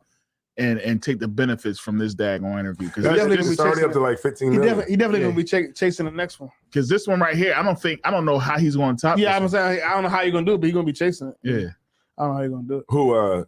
Shannon Sharp. In order for him to top this one, he would literally have to bring on Donald Trump. Somebody else do the same thing. Nope. He would have to basically bring on Cedric Entertainer, Ricky Smiley, and Steve Harvey at once. And they all talk about it. They all talk. It had to be all three of them at one time, and they just rebuttal and Faison. All four of them come on and Kevin. No, Kevin Hart ain't gonna come on there. Man, Kevin Hart's worth $450 million. He ain't coming on there. I was like, God damn. He's the one that gave the smallest amount of reaction. Kevin Hart is probably going to do an episode of. I know he was telling the truth about Ludacris. This nigga wrote a whole verse. He did a whole verse. He was like, you know what? And 450 is what they say he got. A lot of times it'd be more. Yeah, that's what they say he got. I mean, that 450, you know, that's crazy. That's a lot of money. That's a lot of bread, man. Yeah. There's no way you can spend that. And I mean, yeah, you can't spend that. Hey, take that light skinned wife. Take that. Take that. Yeah. So I mean, but that whole cast. Woman I saw him with, and you know what I did start thinking about? Like I started thinking about Paper Soldiers. I started thinking about Dynasty. What about this is on the Bad Boy. what? Oh, Paper Soldiers? Yeah. Oh, No, that was under Rockefeller. Paper Soldiers? Yeah, that was under Dame Dash. Well, or was it? Yeah, Dame Dash. That was all. oh yeah, Dame you're right. Dash. Yeah, I think I saw an interview recently. Yeah, that was all Dame Dash. He was on DC, but which con was involved 85 with? Social. Which con was involved with Dynasty though? I never saw that. Dynasty? Yeah, That's a good one. But I know Dynasty is a movie or a production company. Dynasty the movie. Oh, I like heard Paper Soldiers. Because remember, which con all that played Kevin Hart played Paper Soldiers. Puff Daddy in Dynasty. I don't know anything about Dynasty. Women in Dynasty. What is Dynasty? It's a movie called Dynasty. What you talking about? The only person I seen play Puff was Derek Luke. No. Puff. Kevin Hart played Puff Daddy in the movie. like a reenactment. Yeah. It's called Dynasty. Why Where the hell is that Why at? they pick Kevin Hart? Y'all never heard remember seeing Dynasty? I never heard of that at all. Oh, nigga, it's like one of them underground joints. It came out right before Paper Soldiers, either before or after, but it talked about the whole Dynasty, Rockefeller, how they, you know what I mean? It talked about Rockefeller. But it's the Cam and Charleston was big too. I don't know what that was. Yo, what about? I mean, are we done with the? The Cat Williams week is Death of Dynasty. Yeah, that's what it was. Death of a Dynasty. Yeah, that's a funny ass movie, man. Funny ass movie. What about I got something. The daggone church, man. What's going on in the church and them walking it out and swagging and surfing. You know, this what I think about church. You know, this what made me see, like, you know, like the church is like it makes like when I see that stuff, I'm like, that's where everybody at. Like all the people that, you know, you try to, because of course, you know, the work we do, you know, where we're trying to, like, you know, we go out and we tell people to, you know, teach them the truth about, you know, the scriptures and all that kind of stuff. Right. And it's like where the people that's out there, they're there. Right. And those pastors have that hold on our people. Like, you know what I'm saying? Like this cat is like literally, was that like a New Year's Eve party? Yeah, it was a New Year's Eve party. Yeah. Like that's who's in front of them. You know what I mean? Like that's right there. Like it says, like when you read the scriptures and Christ talk about, you know, they shut up the kingdom of heaven towards men. Like that's who's there. Right. That's the stumbling block. That nigga on the stage. That's the stumbling block. I walk it. Yeah, he's the stumbling block. He's stopping all these people from getting the truth. Right. And that's the biggest enemy to Christ. But you know what? You know what I liked about it? Like, all right, so I look at it. All right. So when I see the whole situation, I'm like, all right, well, shit, you know what I mean? Ain't nothing wrong with us partying, listening to swagging and surfing and walking it out. The problem is you celebrating New Year's.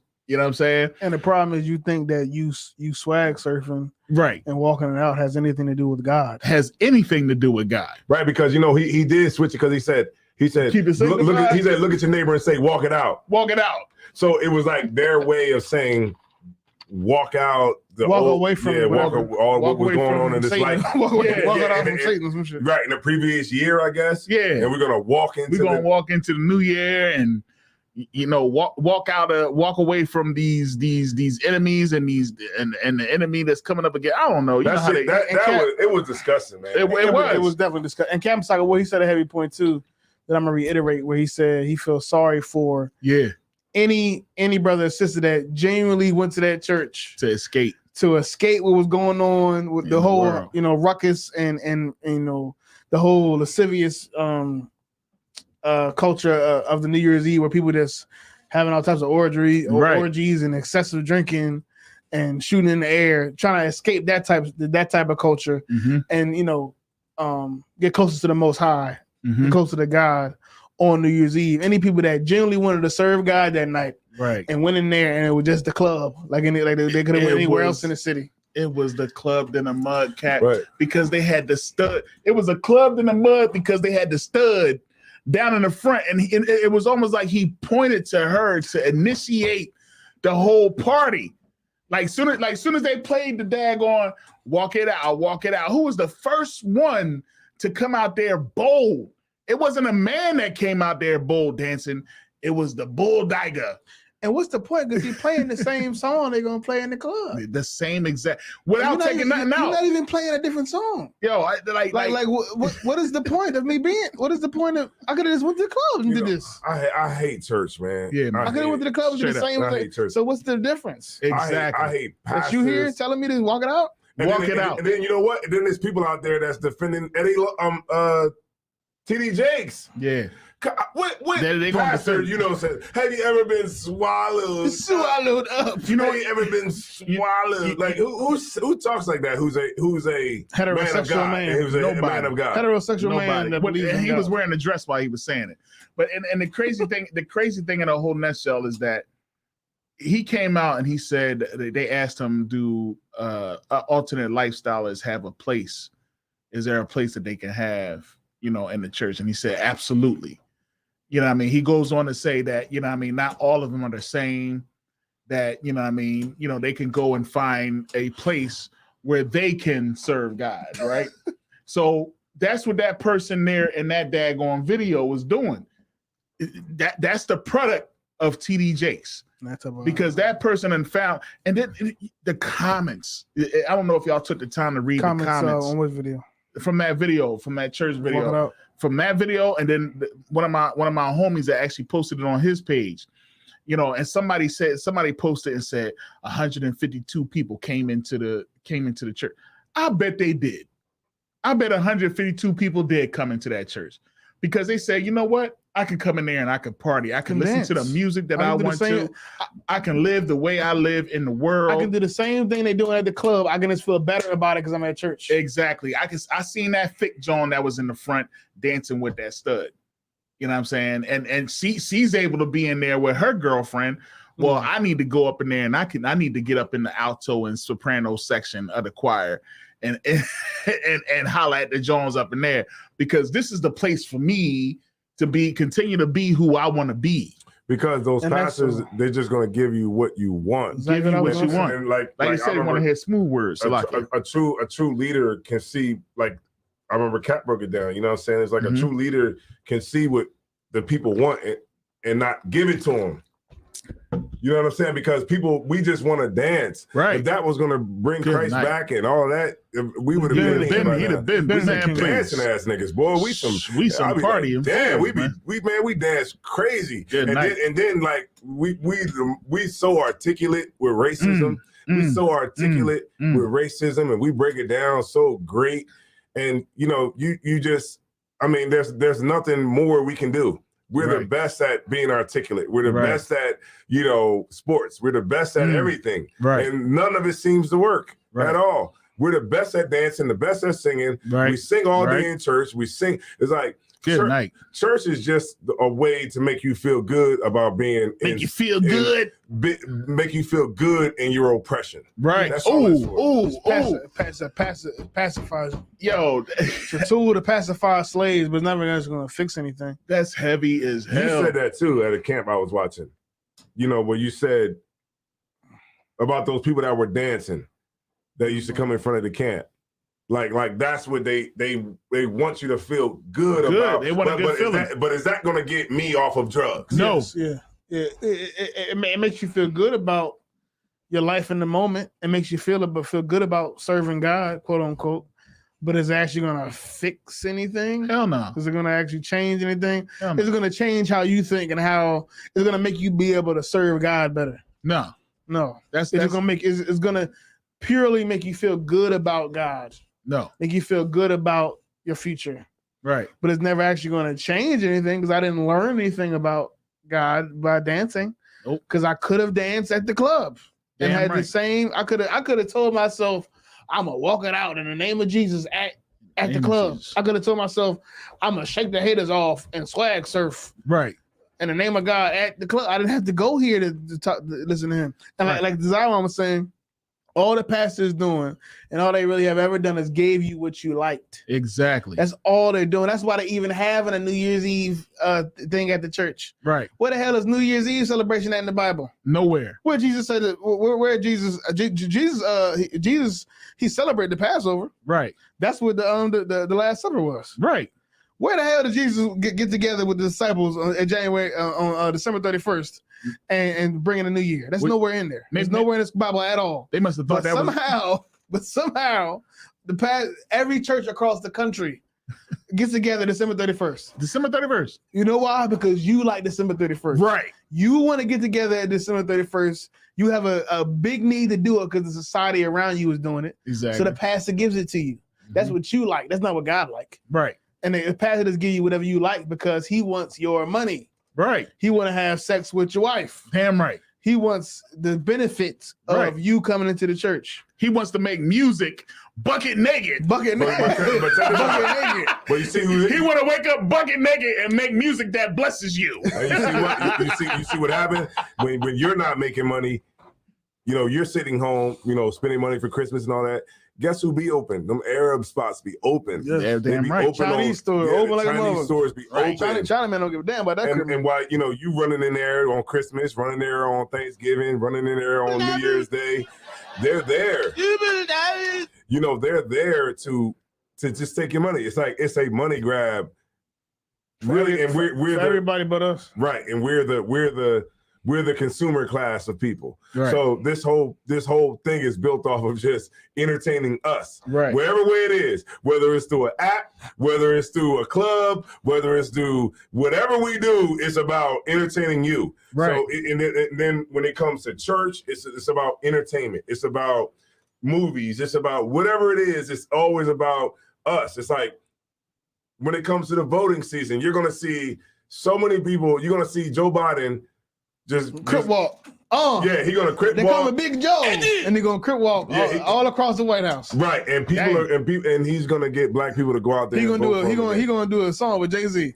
Yeah, and that's what it is. It's like they know we're the political football. We're the football in everybody's game. We're the football. Whether it's the Arabs, the East Indians, the Chinese people, the Koreans, whatever, we're the football. Right. And we just get tossed back and forth like a goddamn ball in a game. And that's the reality of us here. What we try to do by, you know, going out and teaching brothers like, look, we the real Jews, blah, blah, blah. You know what I'm saying? Christ is black. We got to keep the commandments. What we're trying to do is show our brothers and sisters a radical new way of thinking. The thinking like, okay, we're Africans, all that.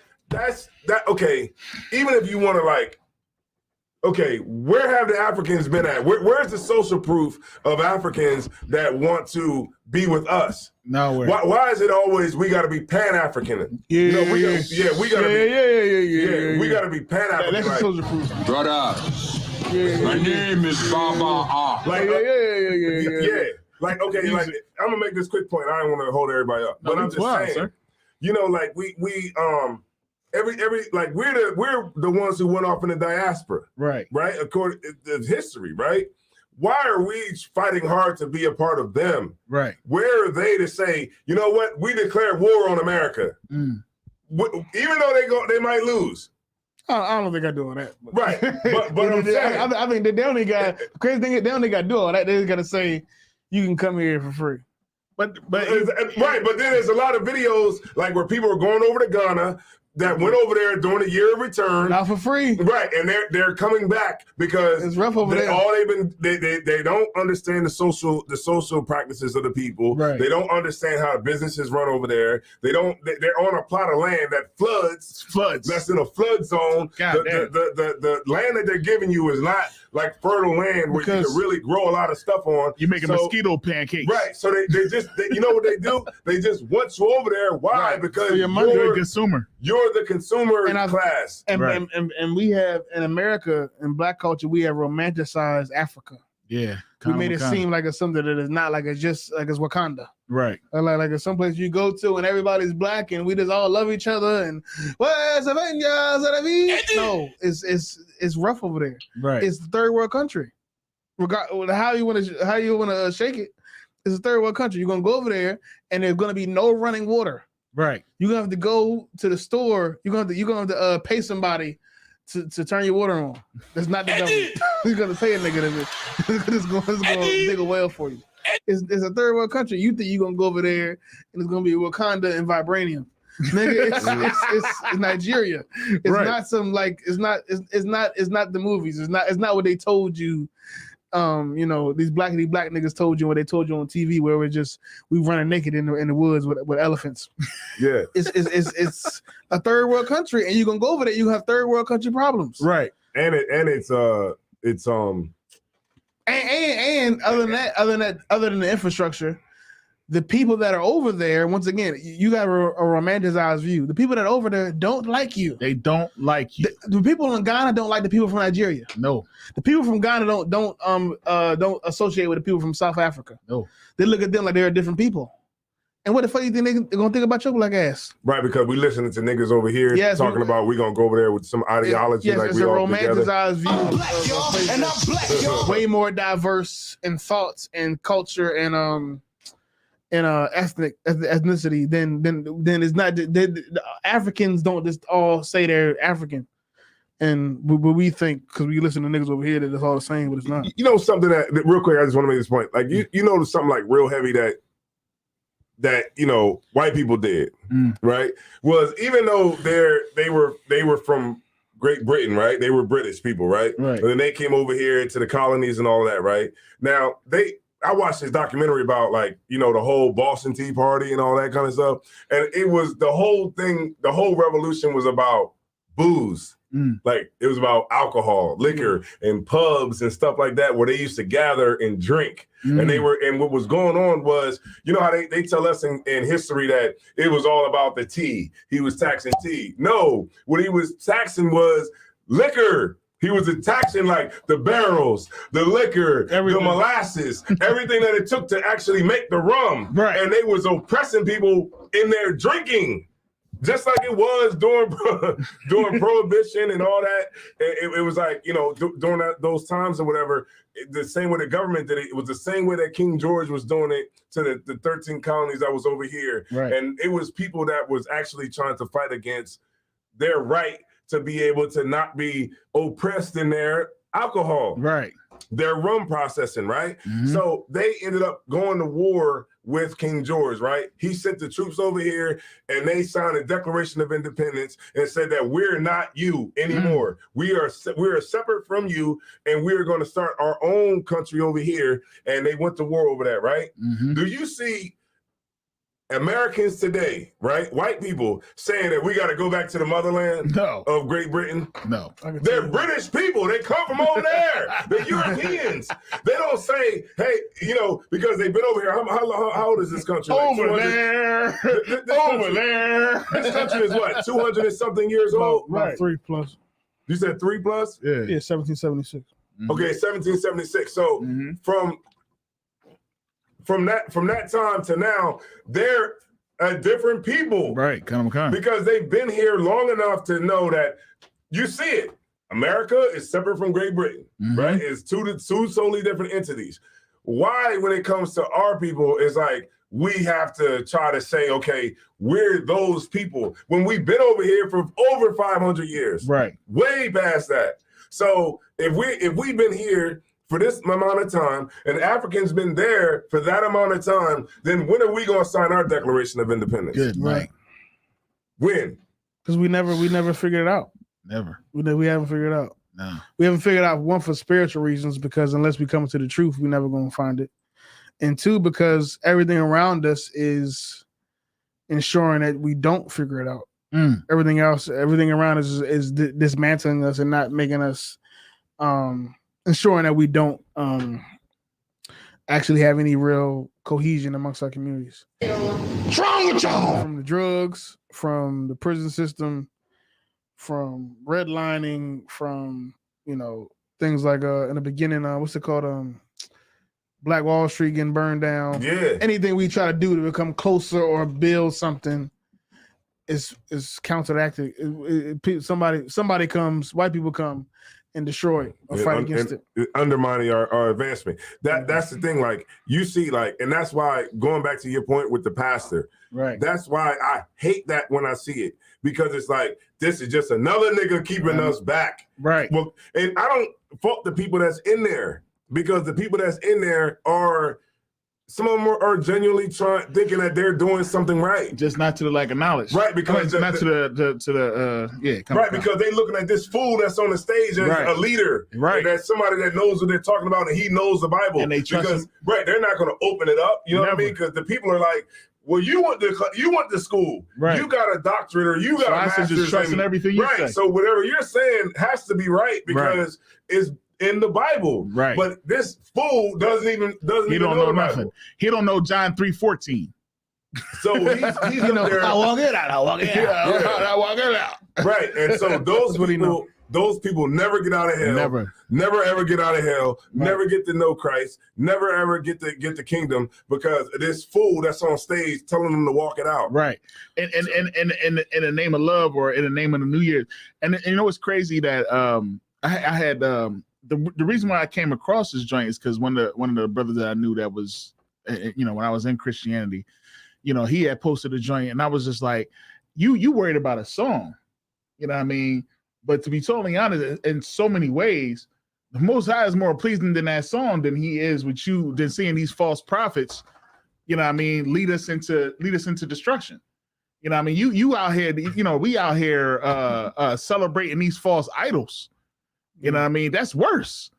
You know what I mean? A daggone song, it's just a daggone song. A lot of times we don't listen to lyrics anyway. You know what I mean? We just listening to the beat and we moving to the rhythm. I hate that shit, man. I definitely hate it because you know what? It's because this pastor has our families all tripped up. And they have us saying, they calling us cults and they saying that we don't know what we talking about when we bringing out the truth. Yeah. You know what I'm saying? I got a segue. Okay, come, sir. You got it, sir. Oh, you want to say something? It's kind of hard. Drop something heavy. No, I'm not all the way on topic anyway, but it's on topic. But I was watching listening to Word Radio this today, past few days. And it's a Word Radio is very people that I thought that was a liquor. like, I was like, God damn, nigga getting drunk. I gotta mix my water. This brother has a problem. I am on a mission. Like, you got it. No, but I was watching Word Radio. Word Radio, for people that don't know, it's a local radio station, black-owned local radio station. It's pretty big, but it's local. It's in the Philadelphia area.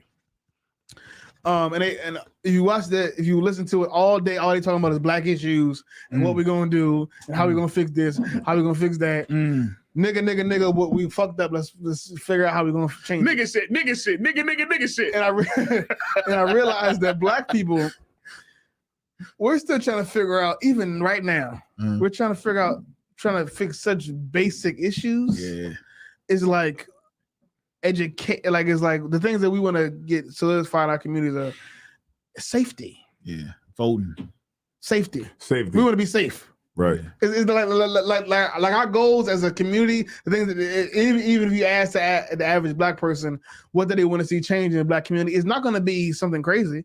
We don't want to go to Mars. Niggas just want to be safe. Damn. Right. Niggas want to be able to live, have good education. We want to not live under racism. We just want to go out and not have. We're still on that. Yeah, we want to go out and not have people fighting against us because we're black. Right. Like this is things that are really simple, really, when you boil down to it. Damn. And such basic things that we want as a people, and it just shows how far behind we are and how. The way I see it, how our leadership has us running in circles. How we haven't advanced at all. Yeah, we're fighting about the same. We're arguing about and fighting each other and debating each other about the same thing since really slavery. Really, that's what it sounds like. They just had like little cosmetic little things along the way. Yeah, like we had a few tokens, and right. We got some good jobs. I guess we got. We can sit on the front of the bus. Yeah, right. But we still choose to sit on the back. But if you ask a black person what they want to do for the black, want to be safe. Damn. I want to have a job that pays well. Wow. Like basic shit that everybody else already got. Safety. Yeah. I mean, that's the thing that we've been trying to have for since the 70s. And then look, Cap, and then the white people are like, Safety. You will not replace us. Yes. Oh, God damn. We get.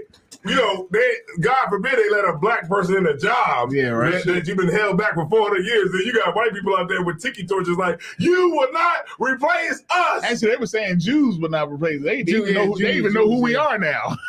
But man, if they don't like the Jews, you know who they also don't like. Damn right. They definitely don't like you. You know what? I never heard a motherfucker say, them Jews, I hate them Jews, but them niggas, they cool. I never heard a motherfucker ever say that ever. You know, I watched a documentary about the Klan, the Ku Klux Klan. Word. And I was like, I agree with him.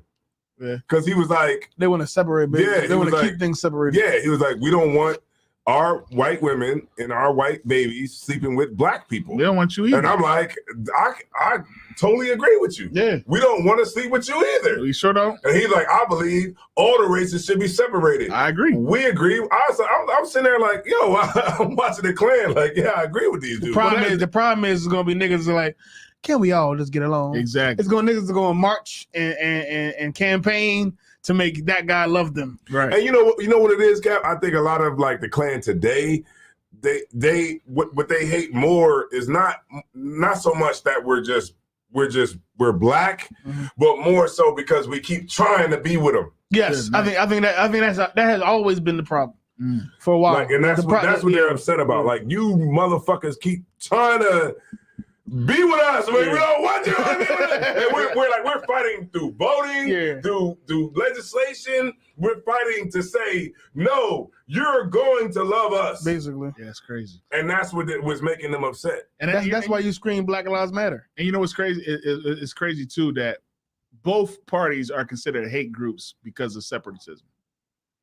Yeah, because like we want to separate from them, and they call us a hate group, and they want to separate from us, and they call. But us you can separate. You just can't say it. You know who's in the middle? That goddamn weasel who's from the Southern Poverty Law Center, the Jewish dude. Right. He's the one that's in the middle of everything because he don't want to lose his spot. He don't lose his spot, and he's the final word on everything. Yeah. When they have something about hate groups, they interview him. Yeah. That dude. I know what I'm talking about. That dude from the Southern Poverty Law Center with the glasses. Yeah. He's the authority on hate.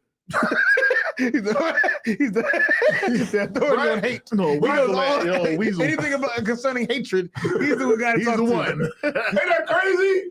Like he's the authority on hate. They go to the market on hate. Like they get him to come up and say, you know, what do you think about this? Oh, what do you think about the haters? Right. And when they both hate, he hate both of us. Right. I was thinking about that shit recently too. We're Goyim. We're the Goyim. You know, them Ku Klux Klan is Goyim. Yep. We're Goyim. The East Indians is Goyim. Everybody's those Jewish people hate everybody else. Right. But when we hate each other, they saying that we're hate. Right. And then when the first thing they say is, if they say the ISUBK gave out money, right? I mean, gave out not money, but clothing to the migrants. Before they say that, they'll say, a hate group. the hate group that's on the Southern Poverty Law Center gave out clothes to the migrants. Gave out clothes. It's like they tear you down and then say what happened. What happened. So regardless of what happened, totally prefaced by hate group. Group. Right. What do you think, Kat? I said regardless of what happened, it's prefaced by a hate group. Hate group. Right. So the person who's watching it from the world is illegitimate. It just automatically gets shut down. Yeah. They shut you down. It's illegitimate just off rip. Right, off rip. I was thinking about this today. For some reason, I was thinking about the Southern Poverty Center today. Probably because I was watching listening to that Word radio. But I never have seen a hate group that makes comedy skits. I've never seen it. I never seen a hate group that said the whole notion is hate, and the whole thing is based upon hate. Right. They got to go and say, hey, you know what we're gonna do to promote this organization? Let's make them laugh. I've never seen that. The Klan ain't never made me laugh on purpose. The Klan ain't never made me laugh on purpose. The Klan ain't never set up and said, let's set the camera up and make these white people laugh so they can join the Klan. Right. It has never happened. The Klan has never made me try to laugh on purpose. Right. Maybe inadvertently because they dumb. Right. But they never set out to make me laugh. They only set out to bring terror and fear to my heart. And we trying to get niggas to join our shit by making them laugh. Make them laugh. Yo, Exactly. We ain't going there and say, I can't stand the white man because of the way his hair is, and the way he look, and the way he's staying. I can't stand the white man because I just hate him to the bottom of my bone. I didn't do that to promote, but to Let me tell you something. I try to get you to laugh. The Klan made me laugh one time. He had the sheet. Yeah, they funny as hell, but it's not on He had purpose. the whole hood on. He said these black Hebrew Israelites, and he pulled Revelations 2 and 9 on us. He said, I know the works and tribulations. While he's sitting with a sheet over his face, I know they work. They say they're Jews and they're not. They're of the synagogue of Satan. We from the synagogue of Satan. That's crazy. Dude, that's hilarious. That had me rolling like That's and hilarious. only a person who can understand that, like how we do, Right. is like that. That was hilarious. That's hilarious. But like a person who was like who wants to be with white people and wants to, come up with this whole, Martin Luther King's dream, Right. they would be offended by that. Right. And I was laughing like, yo, this shit is A lot of shit they hilarious. say is hilarious. It is. Because they hate black people just because they black is crazy. That's what they did. You was watching. I hate them because their nose big. I hate them because they got them big ass hair. I hate them because they so black. Like that's why you hate them. Okay, so that's what Olivia it comes down to. Arnold had a question. She said, why do y'all call groups fake groups? Okay. Every group is talking out this Bible, what they want their group to follow. This person Let that people call follow this it that way or that way. What made us It's say that wrong. right now? Oh, I don't know. Maybe because she heard us say. We didn't talk about no other groups. But she said why? Maybe she might be just Just off the top. She Probably said off the rip. why do y'all call groups fake groups? Well, to keep it simply, we don't all believe the same thing. So we don't all believe the same thing. Somebody's right and somebody's wrong. Got to be. Okay, they're fake groups because They don't believe outside what of- we believe. Yeah. right. And That's then what it comes down to. they're Israelites, but they're fake groups. Yeah, they're all. Everybody is. We believe everybody that's black, Hispanic, and Native is by blood an Israelite. But I don't believe that everybody. We don't believe that everybody that the Most High is with everybody that Right. knows they're Israelite. Right. And for sure, we don't all agree on the same thing. Damn right. And the scripture said we got to be in one body, one spirit, Right. one mind, be in one accord. Right. And if we don't all have one, if we're not all in one body. Yeah. We don't all have one spirit, one doctrine. Then somebody's right and somebody's wrong. Somebody. And I would say that the Lord is with somebody, and the Lord is with somebody, and the Lord is not with somebody. So Right. when it comes down to it, we don't all believe the same thing. And we actually, us and I actually, we actually believe what we say we believe in. It's not. We don't have the idea of what's the word people do? We don't compromise on our beliefs. Right. Yeah. We don't have much middle ground. So, somebody's do it for numbers. Somebody's going to lead you wrong. Somebody's going to be close to what it is and be really way off. Like, they going to have you eating tuna fish on a Friday night with your lights off. You know what I mean? They're going to have you believing in all sorts of things. You're going to think that they're right because it's not totally Christianity. You're going to wear a dress. They're going to tell you forever. They're going to tell you that you can that a woman's garment is a dress. You can't never wear pants. You know what I mean? It's As if it ain't pants that's made for women. You can't go shopping on Saturday. You know what I mean? You can't what else is there? Can't cook. You can't cook. You can't drive. You got to turn your lights up. You're going to find yourself. You know what that is? That's all when jacked up. Okay, that's when you're trying to break the scriptures down by yourself. Right. Without nobody that you can go to. Or you're trying to break it down according to what a white man said about the Bible. Yeah. Exactly. And that's what it be. You know what I'm saying? According Like to Tanakh. we're radical when it comes to this. And that's why I love this the truth. I love the ISBK because it's radical. Like we don't get rid of the Hebrew to make people feel cool. Right. You know what I'm saying? We don't get rid of our shield. You know what I'm saying? The shield of David to make people feel like it's not the star of Renfran. Good night. All that kind of goofy nonsense. You know what I'm saying? The star of Molech and all that kind of crazy stuff. Right. Like we don't give up our culture. Right. You know what I'm saying? To get love. The scripture even say that. It say, why trimmest thy way to seek love? Mm-hmm. A lot of people, they trim their way. They'll go out there looking like a choir just to make white people not feel intimidated.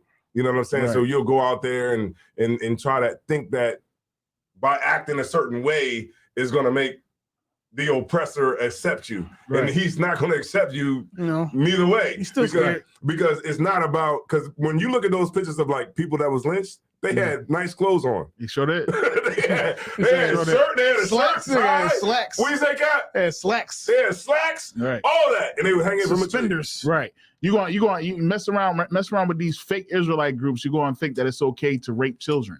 Yeah, because that was crazy. That's crazy. Yeah, that was crazy. You got to be careful. Listen, man, when you come out that Christian church, you're gonna find yourself that there's gonna be many people out there that say that they're in the truth, and there's no difference between them and just finding something that fits their narrative and fit who they want to be. Yeah, that goes along with whoever they want to do. In the truth in the ISUBK, man, like it's like when coming into the ISUBK, I realized that it's either I get down or I lay down. Right, that's what it comes down to. That's what it comes down to. Because it's not, you don't come in here and it's just like, oh, it fits me. No, I have to fit it. Right. You know what I'm saying? Yeah. And if I don't fit it, then guess what? I'm outside. That's it. You know, and it's that point. This ain't the place where we beg you to come in here. No, I don't want you to be here. We don't want you to be here. I genuinely don't. I'm not even saying that to sound tough about it. I didn't realize that until I came into the don't want truth. you to be here. When I came in, I actually only like these niggas in this room. I actually only like them. No. I actually only like them, and anybody else is like, what the fuck are you even here? No, real rap. That's real rap. rap. I don't even really because like I need to try you. Right. I need to know that you really for us. You know what I mean? Because I've seen people come in here and I've seen people leave out of here. You know what I mean? And I don't want to have to continue to go through that. Somebody that want to straddle the fence, somebody want to play around with it. Right. Man, it's either you all the way in or you not. You know what I'm saying? So yeah, and we win every single debate. God every damn. single last it's one. Like niggas is like, well, y'all won, but I still don't like y'all. I don't give a fuck. But damn, all right. It's all about and the whole notion that we should all. This is outside of Israelite groups. This is just in general. Right. The whole notion that we should all agree with each other and have the same thing because we all read the same book or whatever. Nah. It's not biblical. That we all should agree. No. Christ said he came to put a man at variance. Damn right. With his family. When Christ's mother came to speak to him, right, he said that it wasn't his mother. It wasn't his family. What do you say when John the Baptist came? Yeah, I mean John the Baptist homies came, and they all the people knew they was Israelites. This is in Christ's time. Yeah. They knew they was Israelites. That wasn't a mystery, right? But even then, he didn't say if you know you're an Israelite, be together. Right. He said I'm gonna come back and I'm gonna make everybody bow to me. And guess what, Cap? On top of that, Lazarus left. And he raised him from the dead. He raised him from the goddamn dead. He raised Lazarus from the dead. And Lazarus walked out the room like, God damn, he just came back to life and walked out. He left the room stinking. The idea that we're all even supposed to agree is ridiculous. Right. The way it's supposed to happen, the way it's laid out to me in the scriptures, is that heresies must come. Right. That that division is going to come. Right. And once we become divided, we'll know who truly loves the Most High. Because right now, if the ISUBK was the only Israelite group that in existence, we was the only people on the planet Earth that you could go to learn about being an Israelite. Everybody would just come to us, and that would be it. There would be no stumbling block. Right. There would be no obstacle. Right. There would be nothing in front of you to figure out if this is actually where you who you know you should be loyal to, and who you know is with the Most High. Right. It would just be go to them and that's it. Is it? But now you have a million stumbling blocks, a million different temptations that's going to stop you from finding the Most High. Mm-hmm. And if you jump over those stumbling blocks, if you overcome them, if you overcome those filters, you'll be able to come into the school and actually get closer to the Most High. Damn right. But there's stumbling blocks in the way, and the people that overcome the stumbling blocks, that's who we know truly wants to serve the Most High. Yeah. But if you want to wear a dress forever, go do it. If you want to get up Saturday morning and open your eyes and I guess stay there because you can't get up and do no work, then do that. If you want to keep all your lights off on Saturday night, if you're a man and you want to read about King Solomon having wives and never have another wife ever again for the rest of your life, possibly because you're in American captivity, right? And you can't be with another woman because we're not in King Solomon time, right? Even though I'm reading about niggas in the Bible having more than one wife. Yeah, you funny as hell. Go do that. Yeah, those niggas that be talking about that one wife bullshit. If you don't want to actually live the Bible, if you want to be, some watered down version that's mixed with American culture, right? Go ahead and do that. But if you actually want to do the real thing, And those dudes that be talking all that, having one wife. Oh, you gotta have one wife. Those niggas be horrible strip. They be strip club acts. They're liars. Yeah, Right. horrible. Well, wait a minute. Wait a minute. Not only that, did not the brother, I don't even want, I almost don't even call him brother. Yes, But he's did a not, brother. I know he's a brother. And you know, I feel sorry for the brother. Unfortunately, the brother is a brother. But didn't this man say, you know what I mean, masturbate with jelly? Jelly. Well, oh, yeah, okay. Freaking ass shit he on. Yeah. I didn't know he said that. Yeah, he was saying that, you know what I mean, you know, nasty, he was talking about, you know, doing that, masturbating with jelly. He was talking about what else he said? He said you know, he was like, you know, you ever be he said you getting everything together and you about to get it on, and then a brother call you. Corrective rate too. Yeah. Oh, and not to mention corrective rape. You know what I mean? Now listen. Ain't nothing wrong with a brother having multiple, having one, or having none. Zero. Yeah. You know what I mean? But I am not going to sit here and say that a brother can't have multiple. No. I am not going to sit here and say that a brother can't have only one. I'm not going to sit here and say the man can only one. I'm not going to tell a brother I must have one wife. Not even that. I'm not going to tell a brother that if he wants to get married, he must go to the American government. Right. Or his local state government, right, get a marriage license in order to become married. Stupid. Because where the fuck is that at in the Bible? Exactly. Even if you want to say you need paperwork, right, or you need to be written down, right. Where in the hell does it say in the Bible I must go to the state of Pennsylvania, right, to certify my marriage? Right. At least if they say you got to come to the school, and that would make more sense. But I got to go to the white man. Yeah, because I got to get that piece of paper. That piece of paper. And guess who behind you? Two homosexuals right behind you. Right, yeah. That marriage license mean nothing. All right, Israelite headquarters. Can you drop a bomb for Israelite headquarters, please? And drop a bomb for Nakash one, please. Nakash one, have you ever watched one? Don't like nothing. He definitely don't like The World We Left Behind. He hate that movie. Have you ever worked? I know he hate that movie, man. I hate it, and I haven't watched it yet.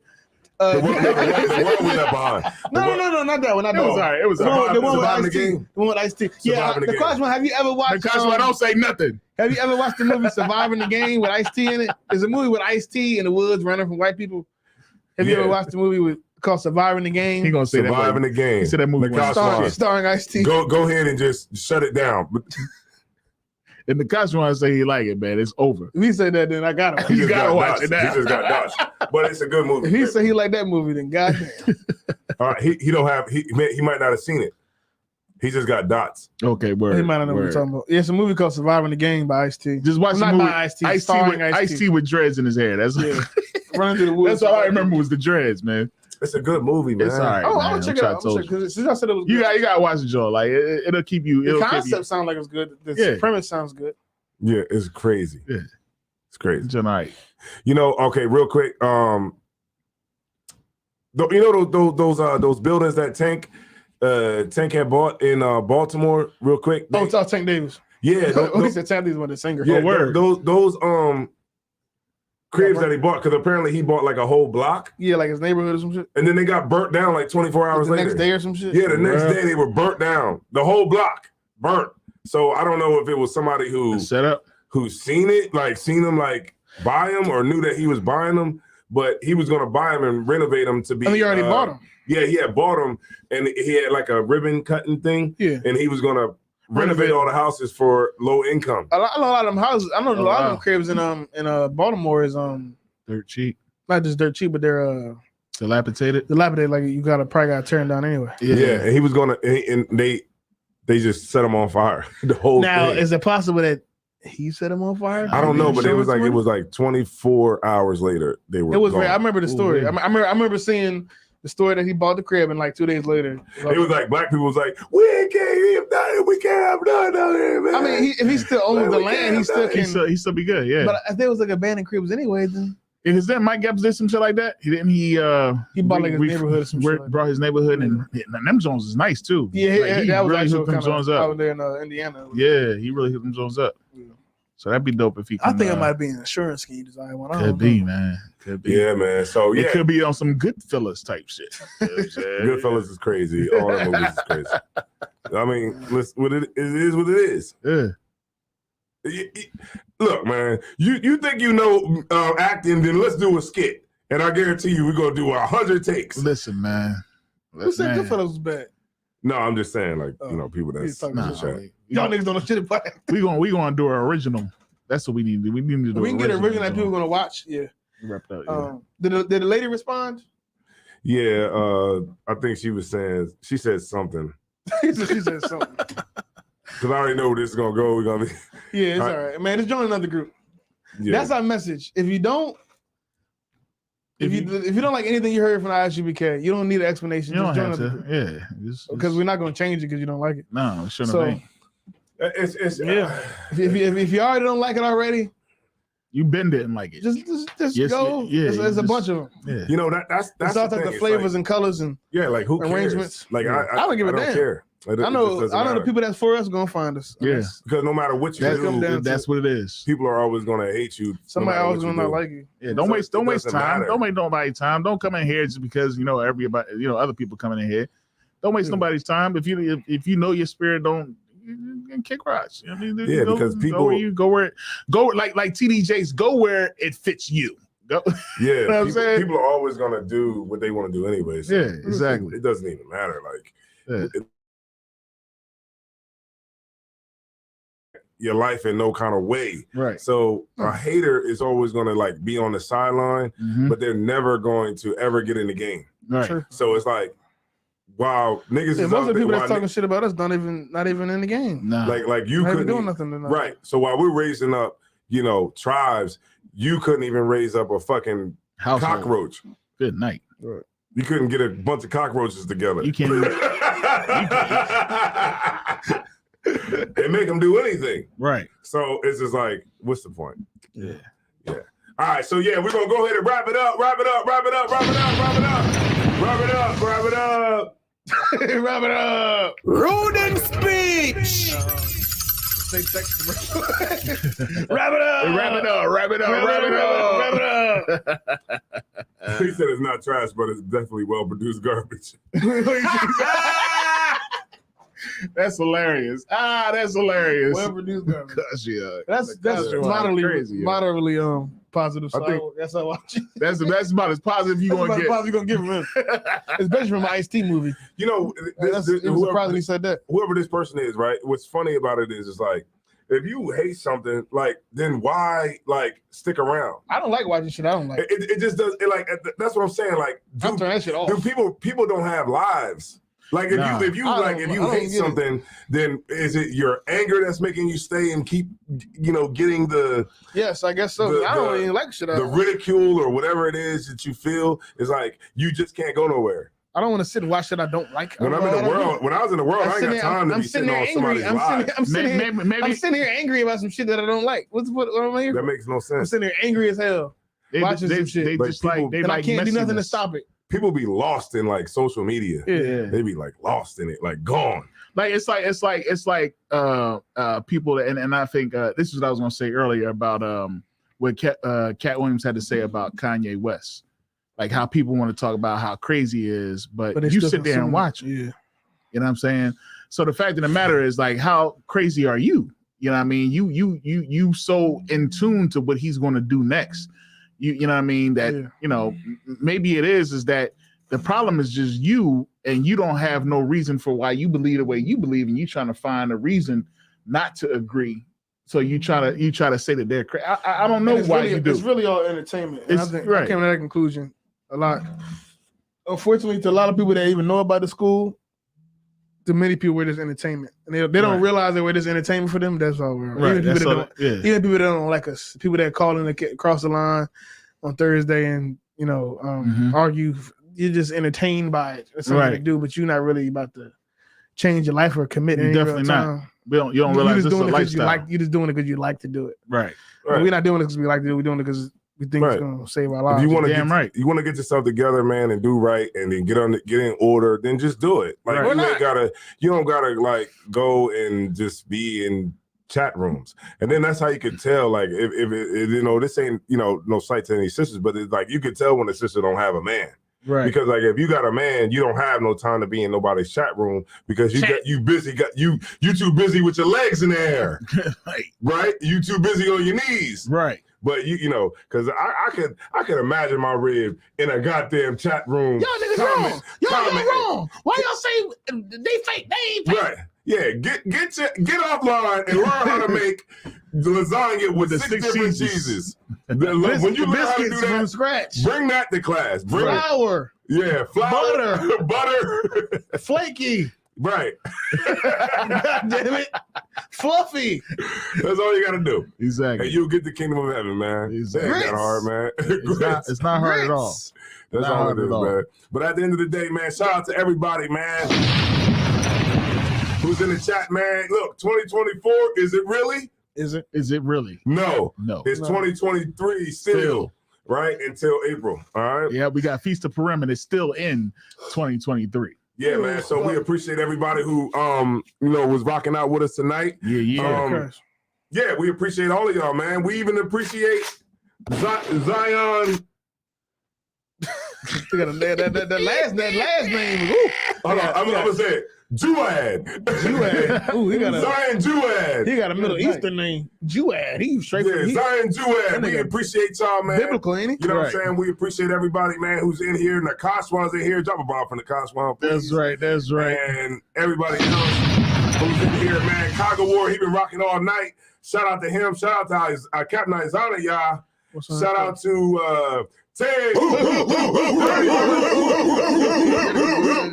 Ted Dirty Works. That's right. Officer Maccabia too, man. What's going on, man? So shout out to everybody, man, who's rocking out with us, man. We appreciate y'all. We appreciate and I just y'all, want to say, man, I'm Captain Desire One. Isaiah War. It's Captain Aria. Man, we are rude and speech, man. We're gonna get up out of here because we ain't got nothing else to talk about. All right, that's it. Rude and speech. Don't join the school. They said, don't join the school. We gonna do it.